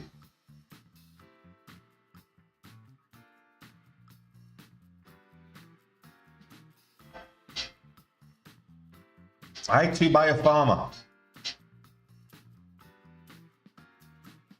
230s. It's currently 19% up, but it's done that 19% in the last 15 minutes since the open. So that's it's got a bit of momentum going. Why? Oh, there you go. It's earnings yesterday evening. So it's up on yesterday evening's earnings. That's why. So I wouldn't get overly excited. The earnings movies like this during the regular session tend to be slow creepers. But yeah, I mean, decent catalyst. Got a nice little pattern there. Flat top, ascending wedge into a flat top. So that there's potential for that to break out. There you go. And there's the breakout. We do like a flat top breakout.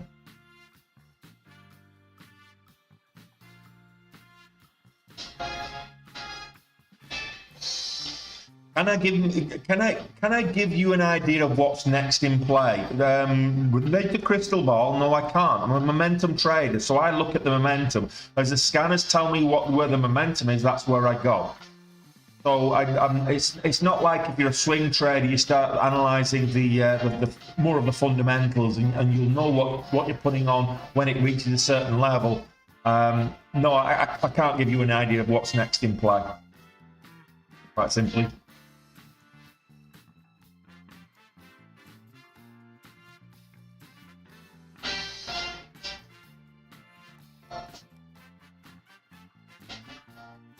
So this pre-market high is the key level, 24.50, 24.75-ish, $3/4 level, 24.80, 24.75, 24.80, whatever that is.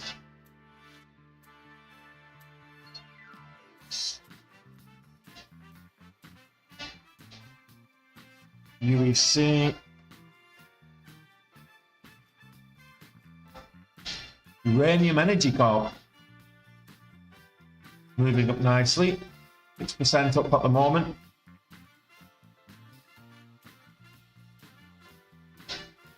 But I2 is the one that's broke out a beautiful flat top breakout from here, kind of just over 232, maybe getting at 235. It's a 20-cent move there, which is, I mean, that's a big move for a $2 stock. It's a 10% move.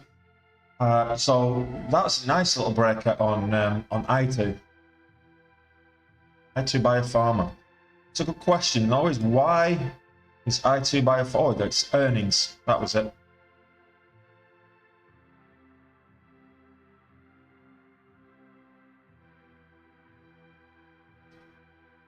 I don't pay US. I don't pay tax to the US, and officially, I'm not living in the Philippines officially yet from a business point of view.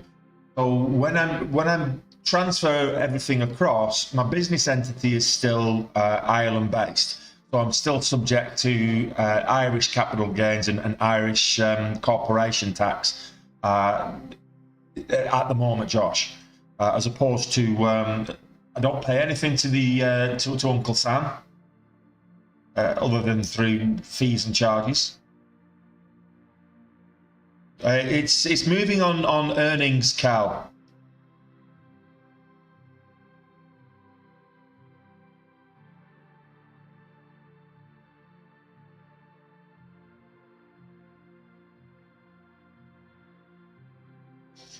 Yeah, no, you probably. I think it's above the VWAP there, Josh. So you know, a potential afternoon move back up. You could be right. Right now, I'm not seeing anything that's exciting me, so I'm just going to lock my montage to prevent me from taking any boredom trades or any poor trades, poor setups. I just want to. I'm 3x gold, so I'm sticking at that.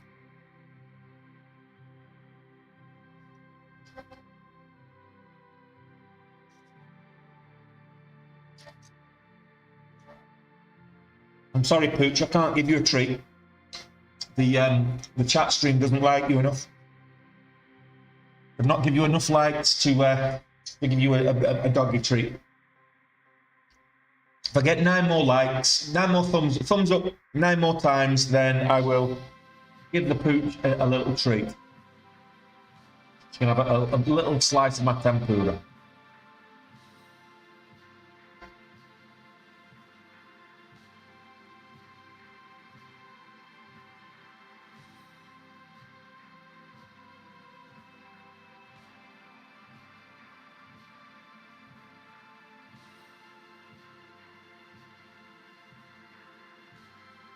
Cheers for that, wink the key. I've got a tuck of the turkey.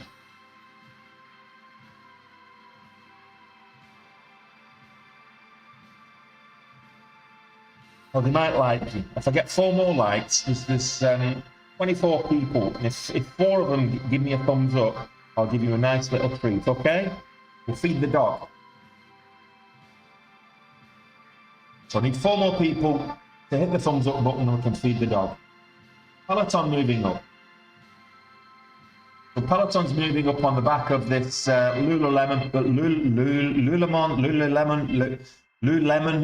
whatever you want to call it. But Peloton's moving up on the back of the yoga pants manufacturers partnership.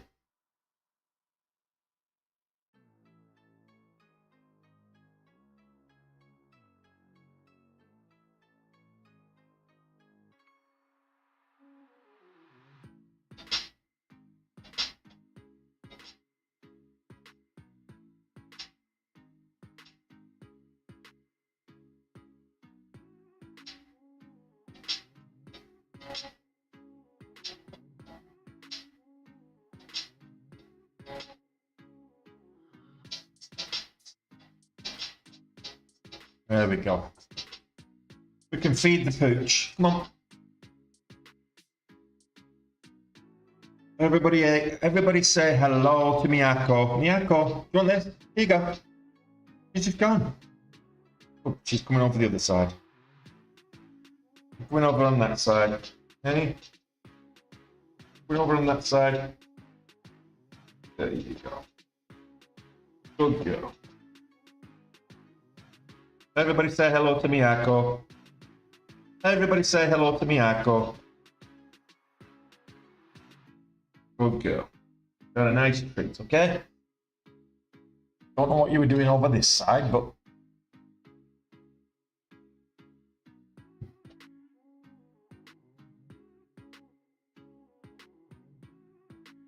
Yeah, absolutely. Alistair's not trading today until power hour, so yeah, we'll see.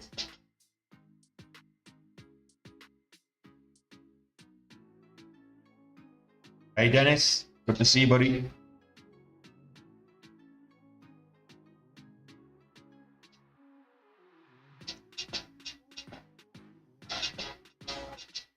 A2 still moving.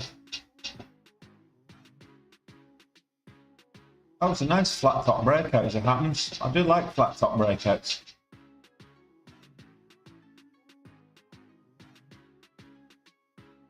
Yeah, not seeing anything really exciting me today, guys.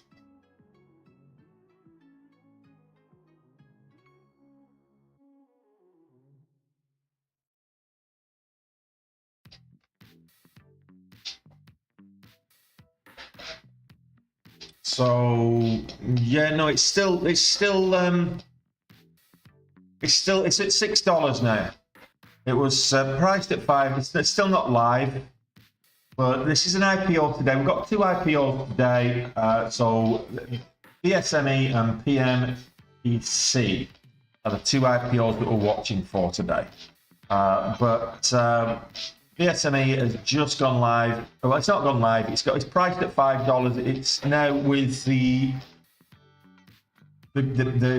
pre-launch selling, usually to market makers and brokerage houses to get up first. It's up at $5.92 right now. So this should go live probably in the next half an hour. I'll be very surprised if it gets to 11 o'clock and this hasn't gone live already. The Peloton is still making moves to the upside.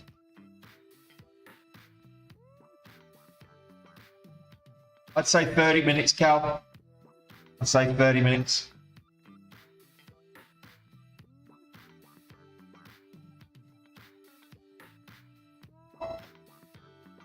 Yeah, well, options they tend to get a bit more volatile during that first. It's the same every day. The first 30 minutes of the market is the most volatile period of the day, after the first 30 minutes, probably the second 30 minutes, and then the last 30 minutes after that. Am I going to trade it? Am I going to trade Peloton? I'm not. It's not setting up well for me right now. I'm looking at this from. I'm taking into account the 5-minute charts. I'm taking into account higher time frames. It's not setting up for me to take a trade yet. Not unless it gets over kind of 535, 540. I'm just looking at where the action was pre-market. It's only just not long since it got over the VWAP. So it's at the 200 EMA on the 1 minute. So you just puts it into perspective.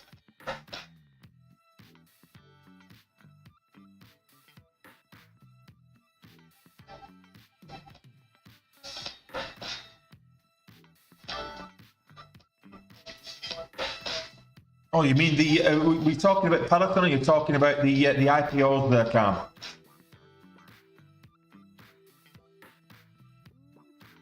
Well, S&P 500 is about to go green on the day again. So will it be a green day? Will it be a bullish day today after quite a horrible day yesterday? When it did rally into the close, but it reached that bottom of that channel. So let's look at the S&P 500.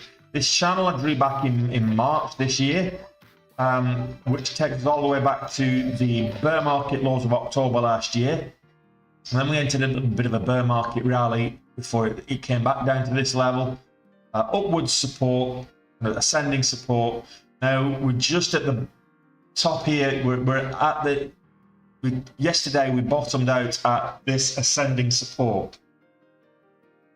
So this upwards channel, want to see a nice bullish day today on the markets. So we're now green on the day on the S&P 500.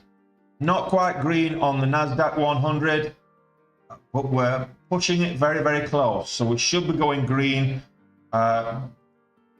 very shortly. There we go. We're going green on the NASDAQ 100 as well. So it looks like it might end up being a bullish day today. So let's see. Bullish day on the markets can bring in some nice moves. Let's have a look at where the momentum is at the moment. So Science Joy Holdings is up 12.5%. Most of that in the last 15 minutes. Let's have a look at this one. So Vapotherm, no volume, but we had a couple of candles came in, no volume, but that one's hit the top of the chart, so the top of the scanners. Just no volume. It's like, how'd you trade that? There's nobody else is trading it, so why should I? That's all I've got to say on that one.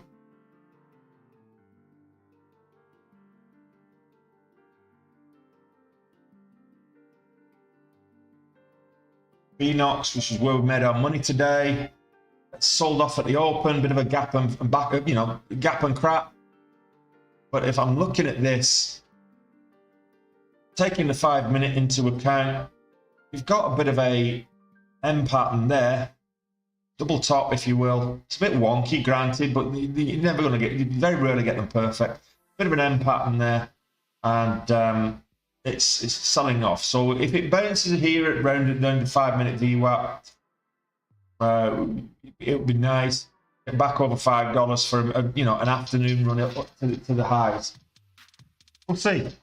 I'm not too worried about what's moving today. I'm kind of done for the day anyway, so I'm just providing my running commentary of a fat guy on the internet, my dulcet tones.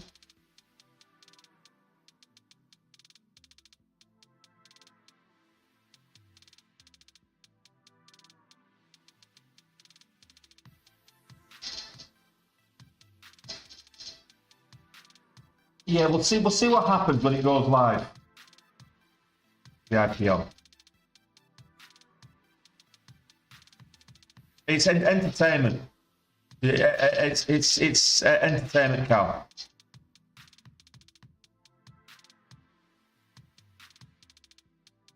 I believe.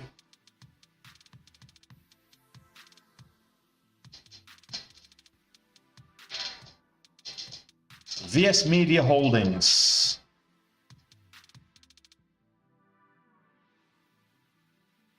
Can find out exactly what it is.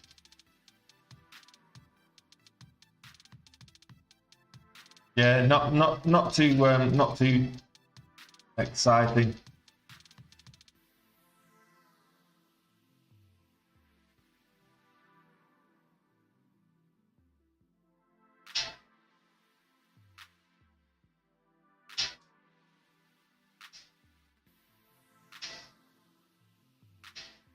Let's have a look. Here's.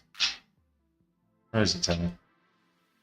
Okay, so VS Media Holdings. So the IPO, the first IPO that we're looking at.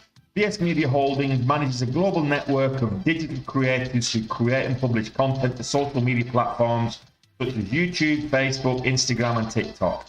Its creators include influencers, key opinion leaders, bloggers, and other content creators to cultivate fan bases on social media platforms.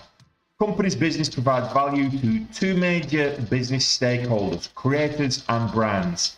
Its value to creators is that it empowers and supports creators by providing them with production facilities, training, and funding to produce quality content. Its value to brands is the company bridges the divide between brands and creators by helping brands reach their target audience effectively by advising on content strategy and budget and recommending specific creators.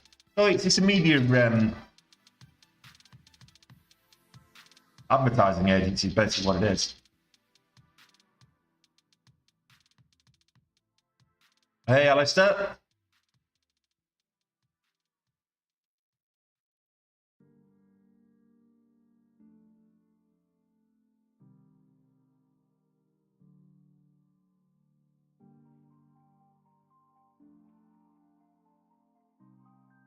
I thought you only the 18k, Alistair.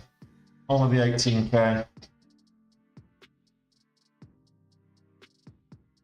But it looks like it's a bullish day today. So we're just watching. We're just waiting right now for something nice to present itself.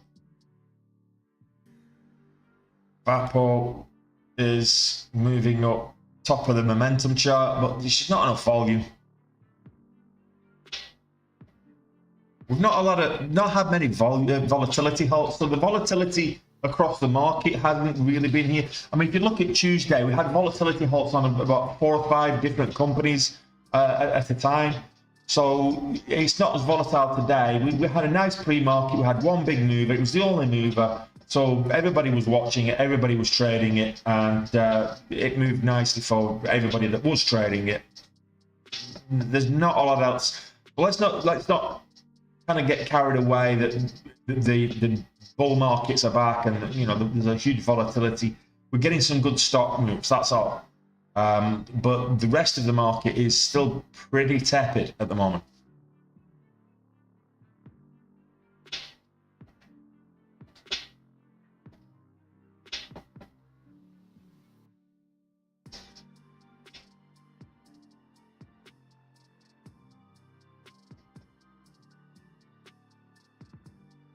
I haven't traded. What are you talking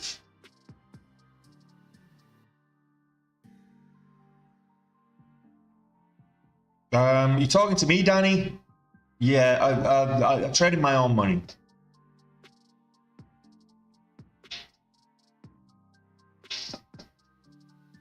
Well, if you took those calls, like I said, pre-market went the key. Why I said, I'm not. I wouldn't advise anybody to be, taking a put position on the on the SPY right now. No, I wouldn't call that a bull flag. I just call that consolidation right now. I mean, we got a little bit out of the move up, but no, that's not a bull flag. Although the bull flag would have been here, and we would have broke out here as it didn't break out. So that's not a bull. That's just consolidation. Even if you look at this on a higher time frame, it's still not. I wouldn't consider that a bull flag. Those devil horns on the 5-minute were an indicator to say this ain't going up much higher right now. Still could get a breakout, but depending on which time frame you're using, yeah, I don't consider that a bull flag. But it's all perceptive, It's all about. I suppose that's the beauty of trading is technical analysis. Is different people see different patterns at different times. You see a bull flag, I see consolidation, I see sideways chart. We've tried the $25 twice now. So $25 is really the key level. Over $25 on the 5-minute chart, it's a bit of a flat top forming at $25, barring those devil horns to start off with.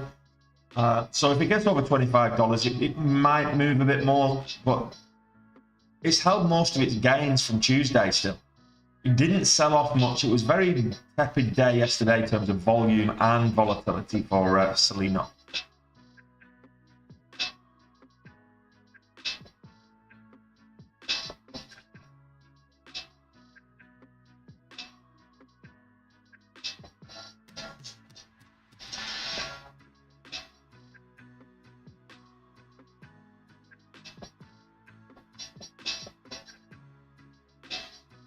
Well, let's see.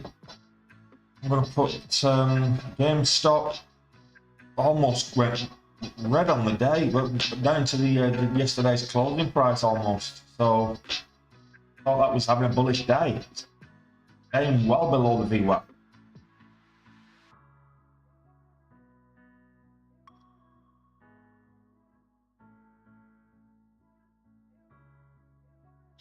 If we're looking at Selino from a daily point of view,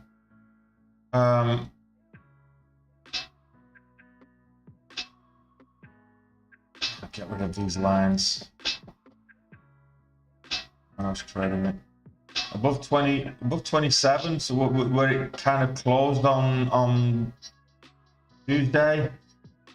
Yeah, I'm not, I don't know about that. I mean, I can't. It's kind of blue sky setup, wasn't it? So yeah, I don't think we'd need more data for whether it's a good setup or not. Certainly on the daily, I wouldn't say 27. But let's have a look on the 2650. Over 2650, there's resistance at 26, kind of set 2650, 2675 on the 15-minute time frame, and then we're looking at the highs up here at $30. So we've got 28.75 and $30. Yeah. So I wouldn't get excited about this one unless it shows. And look at that, just as I'm talking about it, it's actually breaking lows below the VWAP. That consolidation decided, yeah, wasn't having it. The range was getting lower. It was actually a narrowing pennant, if you actually look at it.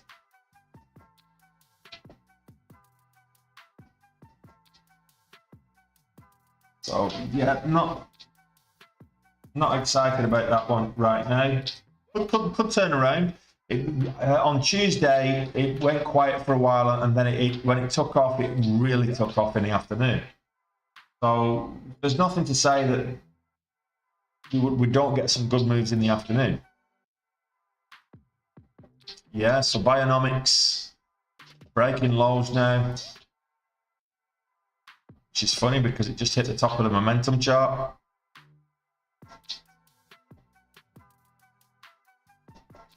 No, I agree with that, Cal. It's old news. No, it's up to you. Trade up and down. If you're trading options, you can do that. Some of the more complex options, it's worthwhile doing that anyway. You're trading both sides of the market, long and short. I'm a long bias trader, so I traded. In fact, I shorted Disney yesterday. For a profit, but more often than not, I'm looking for bullish action. But if you're trading options, it doesn't really matter one way or the other. If you're trading equities, there's a cost to going short. It's not as easy to trade equities to the short side as it is to trade options to the short side. Because first and foremost, you've got, if you're trading puts and calls on trading options, which is puts and calls, the long and short of the options world. If you're trading puts and calls, to buy puts, it's just another contract. If you can buy calls, you can buy puts. It's the opposite side of the equation. Whereas not every stock is shortable from an equities perspective. So if you can buy, you can always buy long. You can always invest in the stock as long as it's listed and active on the market. But you can't always short it. It might be hard to borrow. It might be on short sale restriction. So even if you pay for it to borrow, you can't short below the bid. So you end up having to place your sell orders above the bid and hoping for it to come back and collect you. So it's a lot more difficult to short equities than it will be to play the short game with options. Well, I do trade options, I'm just not on this channel.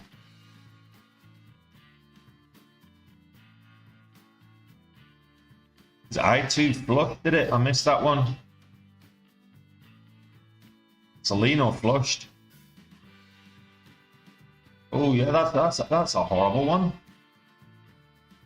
That 30 cents on a $2 stock. That's a big flush. Not quite enough to set off the alarm bells in terms of volatility halts. Volatility to the downside is 201. So the level down is 201. 301 to the upside. So it's a whole dollar between the halt levels. 201 to 301. We would have to break the pre-market high now, I2, to down here to get caught into a halt to the downside. You have 70 cents or whatever it is.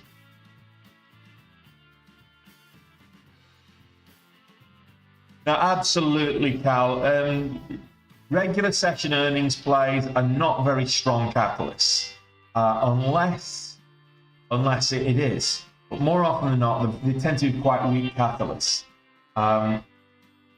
You're better off if I'm trading earnings. I like to trade the larger cap stocks after hours. Pre-market earnings tends to be a bit of a washout, but after hours, because of the lower liquidity, you tend to get some really good pops on the mid and high caps after hours when during earnings season. So that's when I like to trade earnings. And again, trading the price action. I'm not trying to buy before and try and anticipate it. You can do that with options coming into the close before an earnings print. You can take a straddle or a complex option strategy where if it moves overnight a certain percentage, you're going to be quids in, because one contract to the downside will cover. If it sells off, will cover the contract price to the upside, and you'll make some money that way, or vice versa. If it moves up, the contract to the upside will cover. So a straddle or something like that would be worth taking during earnings season.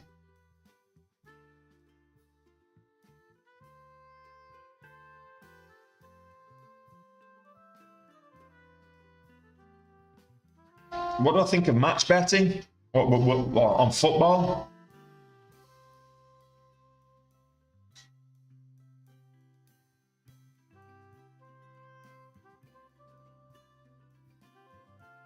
Yeah, low volume, Alex. No, there's no volume, no trade. You know the rules, and so do I. We're no strangers to love. So VinFast moving up. Why is VinFast moving? And does it have a catalyst? Let's have a look.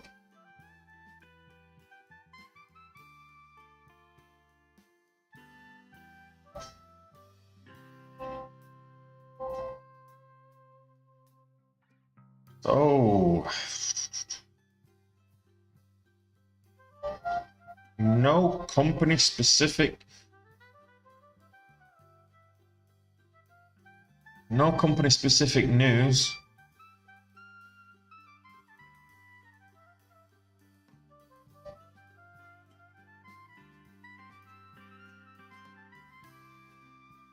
No. This was an IPO back last month. Well, SPAC merger, IPO, same thing, same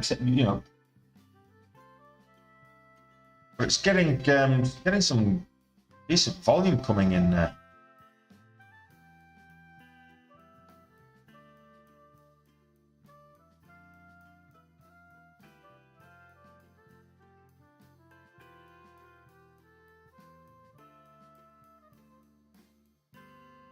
What's the spreads on this? 10-15 cents. Range 20. So 10 cents, 10 cent spread, 20 cent range. Makes a new high. Breaks 12.50. Might be. Let's watch.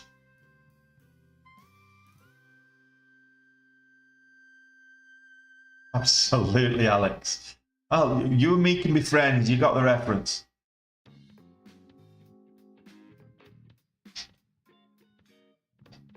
No, it's not gold. Always believe in it, so you got the power to know. No, this is VinFast Auto. We're not trading commodities here. Equities only. Why do people come on the TikTok? Is this gold? Does it look like gold? Does the ticker say gold? Does it say AU or GLD or GOLD or anything relating to gold? No, it doesn't.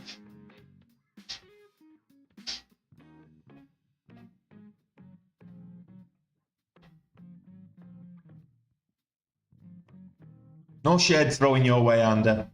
I know a lot of people are looking at gold at the moment as a hedge, an economic hedge, but no, I'm not trading gold.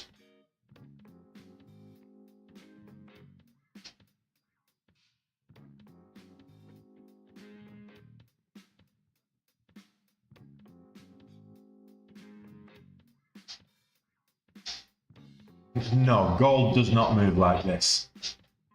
Absolutely not. You don't get the volatility in commodities like this. Sure.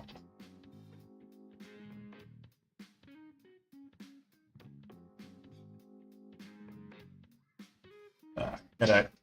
Get me out.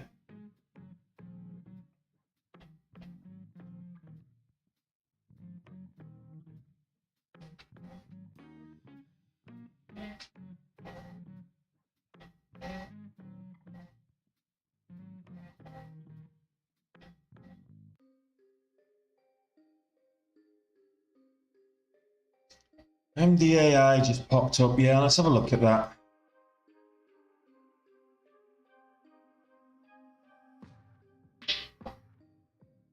Was that a halt, was it? Volatility halt from 10:02 to 10:14. That's unusual. 12-minute volatility halt. This is another recent Spectral AI, another recent IPO from earlier in the month. Interesting. Yeah, sometimes it looks wow. Solino just really taking off. It's a nice little pump, breaking highs. 5-day now, 26.27. Look weak. Getting some good volume in as well.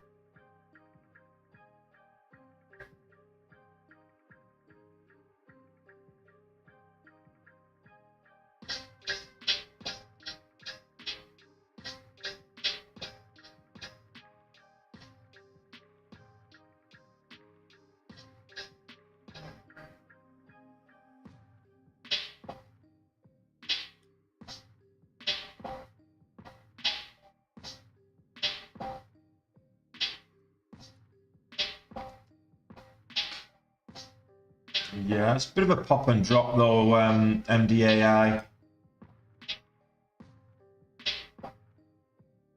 Axler still halted. So Spectrum, MDAI, just looking at that. Awarded BARDA project biofuel contract at 149 million for AI-driven deep view burn wound imaging technology. Okay.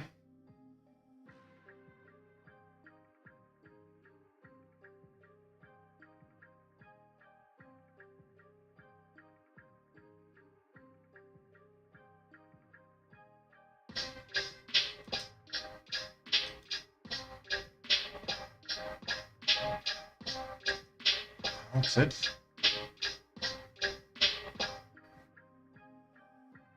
Seller halts. Oh, this is looking at a level resumption, so needs there's volume coming in.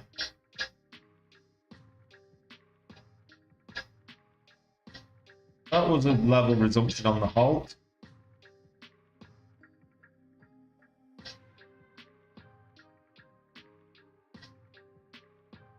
It halted here, resumed level and flushed down, so it might do the same. Just be wary if you're in it.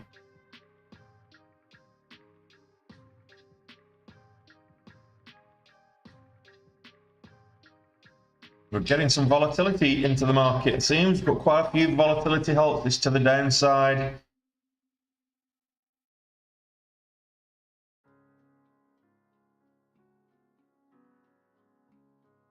This is halted to the downside as well. Gap, halt up, gap up, sell off. A bit of a pop and drop, really. So let's see what happens. VFS. Let's go back to VFS.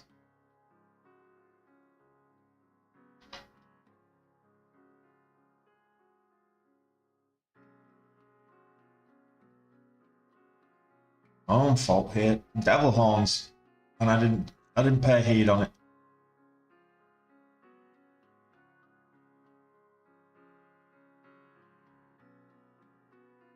Selena, there's a nice little bull flag formation setup forming on Selena. So next candle makes a new high, could be another breakout. So that's a nice little pop up. Some good, you know, increasing volume. And then the red candles are decreasing. So an increased volume for a breakout would be a lovely bullish setup.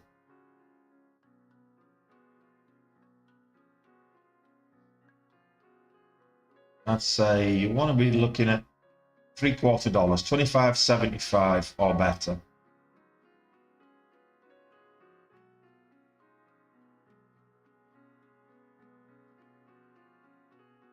Spreads are 20 cents.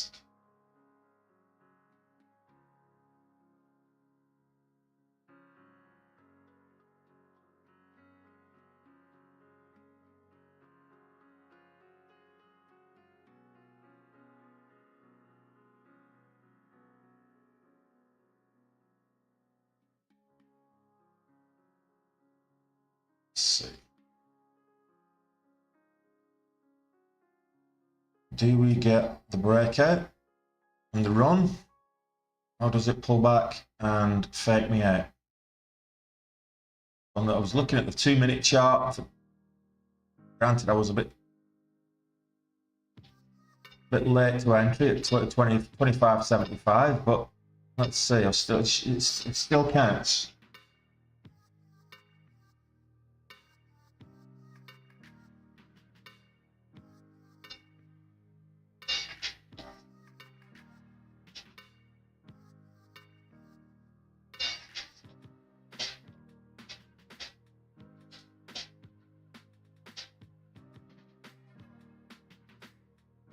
No, look, up wicks are normal, as are down wicks. It's when you get a succession of them that it becomes a bit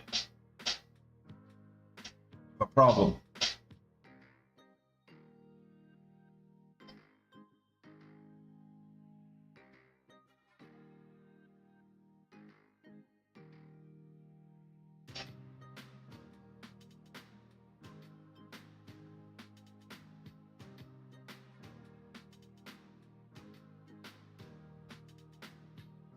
Nice one, Wink.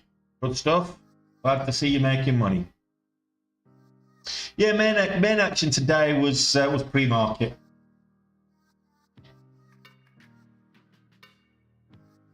Bionomics pre-market was juicy. Kind of 7 o'clock onwards. Axel resumed, looking nice.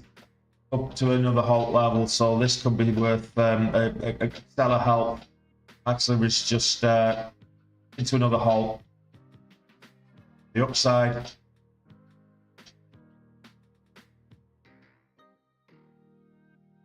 It's looking dangerous though.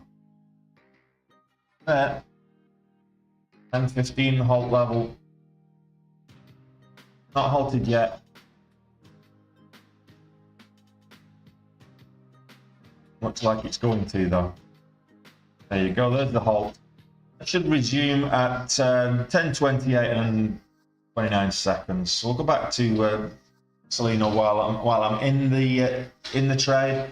So I put my stop there just below the last support level, where it found support on the last pullback. So that's why I put my stop there. In case, is it some arbitrary number, 25.04? No, it's just below that the last. The low of the last pullback. So where are we? I don't want to see it making new lows. So that's 25.12. That one was 25.15. I mean, I could put that up to 25.10 actually. Still probably get slippage to $25 because of the spreads. But yeah, I want to see this move up. The volume just cut out. I thought, okay, what I was looking for, you got this increasing volume here. What made me take this trade? So look, the trade's fine. My entry was a little bit late, but look, I've no problem with the entry. What made me take this? You got the increasing volume, then the pullback on lower volume. So we've got lower volume. So I'm looking bull flag setup. First candle makes a new high, would have been here. 24.75 would have been a good entry based on the 2-minute time frame, which would have been here. And an increase in volume. So we've got the increase in volume. We've got the 2-minute candle made a new high. So that's when I entered. I was a little bit late to push the button, so that's my own fault. And then just pull back. So that's just a fake out. Okay, so that's a bull flag fake out. Now, some would say higher time frame. So if I look at that on the 2-minute time frame, you can see that was why I got in. Bull flag setup. First candle makes a new high. That's where I got in, and then we've found support there, so I put my stop there. But I've just been asked, am I not worried about this upwick? And it turns out higher time frames tend to be more reliable. One upwick, yeah, it's fine. It's a pullback. But 2 upwicks, that's your devil horns, and that's a reversal indicator. So don't mind that.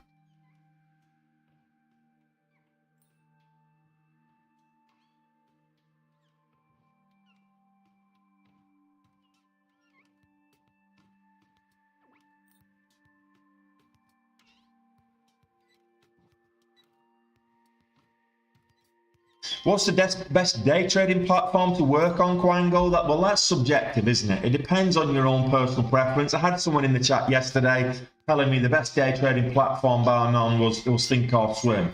And quite frankly, I think he was smoking meth or something. But for me, I like Dash Trader. It's what I've become profitable with. It's what I've built my strategy on. I like Dash Trader. It's a direct. What I would say, if you're going to be a day trader, then you want you want a direct market access platform. So Dash Trader, Sterling Trader, TC2000, Lightspeed, and anything like that, where it's direct route to market. It's fast transaction speeds, low latency. The spreads are narrow. Configurable with hotkeys and hot buttons and scripts, so it user friendly as well. That's what you want for day trading. So you don't want to be messing about with. If you're just playing at it, fine, go for these free commission brokers to learn and play at it. But if you want to do it professionally, you want a professional tool, right tool for the right job. So a Dash Trader, a Sterling Trader, or a TC2000, or something along those lines.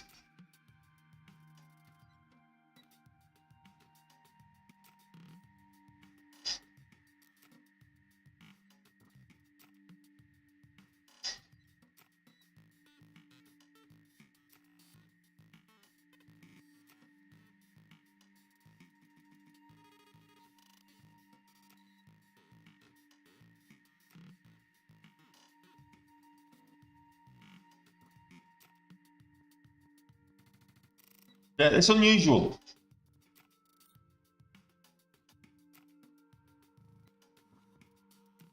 So Selena Therapeutics, it is unusual. It does happen, but very rarely that you get the pump on an offering. So more often than not, it sells off on a secondary offering.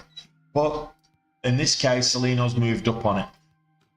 It's illogical, and the market can be illogical, and do you know what? It can stay illogical longer than you and I can stay solvent. So don't try and second guess the market. Another reason why trading price action is better than looking for and trading a catalyst. You don't trade the news. Trade the market's reaction to the news. Trade the price action in accordance with the news. Don't trade the news itself, because quite frankly, that's going to go against you more often than not. 1193 halt to the upside, 976 halt to the downside.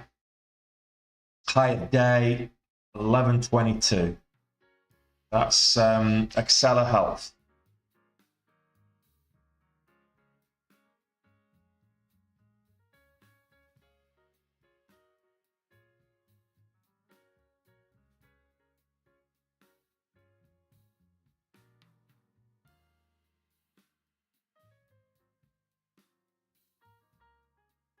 Why did that place that there then?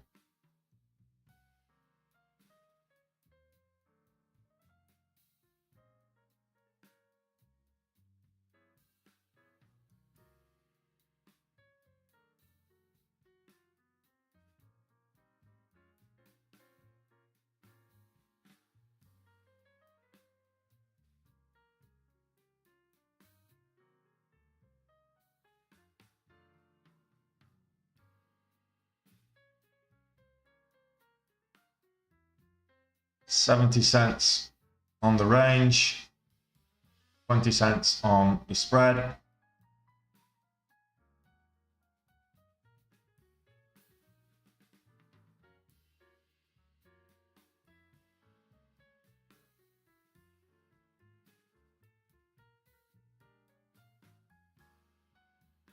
Get out there. Ouch. There we go. New IPO just gone live.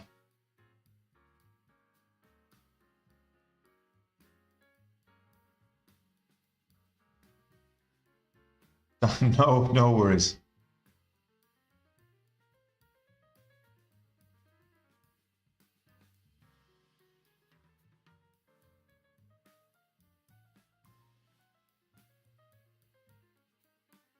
Shengfeng Development. No news on Shengfeng, but I can see.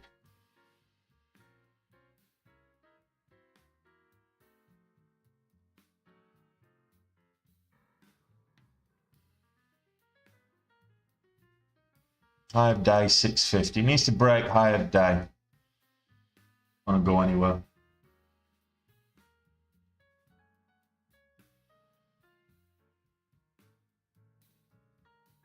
Got some volatility, I'll give it that much. 20 cents on the spreads.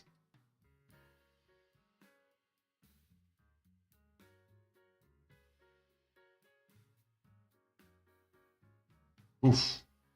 Ouch.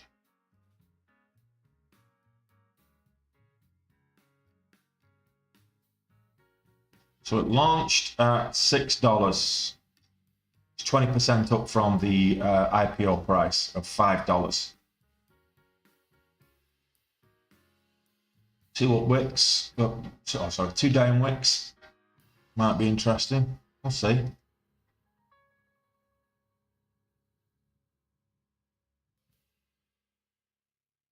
Can I get to class? Wink the key.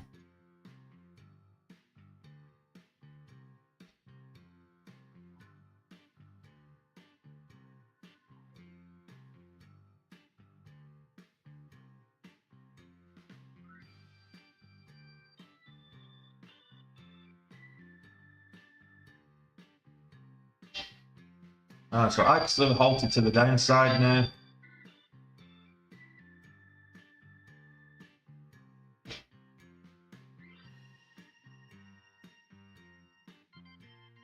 Why did I go in so heavy at that level?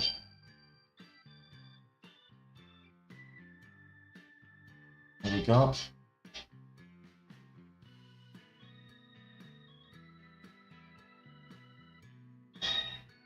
So good. Flat top, triple top, whatever. Let's get over it.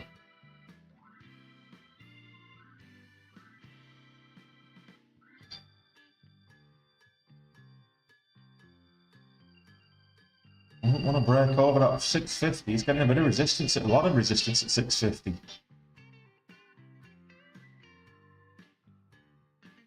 Not breaking 650, is it? It's me just bought in there.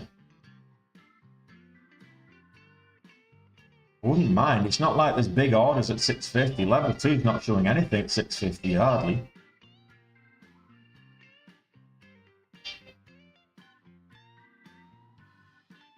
Yeah, I tried to preempt it, the break of 650, and I'm a little bit premature.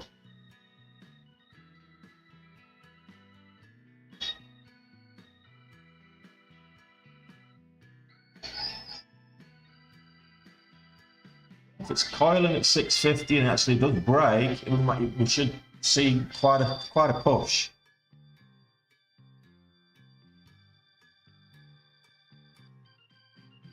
Doesn't want to break. That's the problem. For me.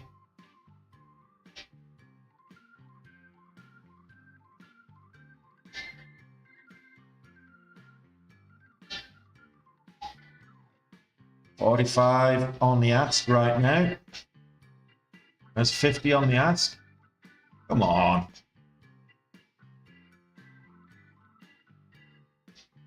There's nobody selling at 650. There's nobody got any shares. Come on. Get over it.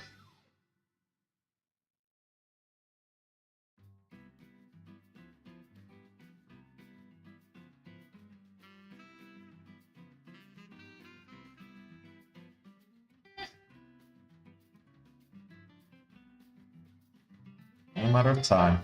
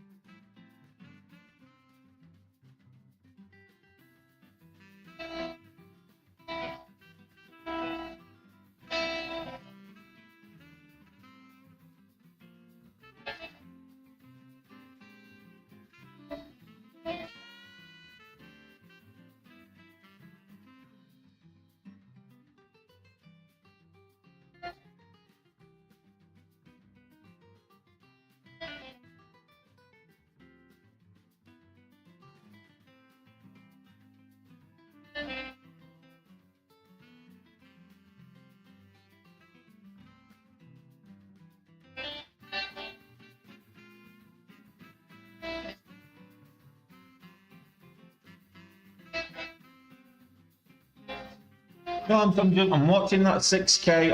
I'm finishing over goal. I'm prepared to risk 60 cents here. Oh.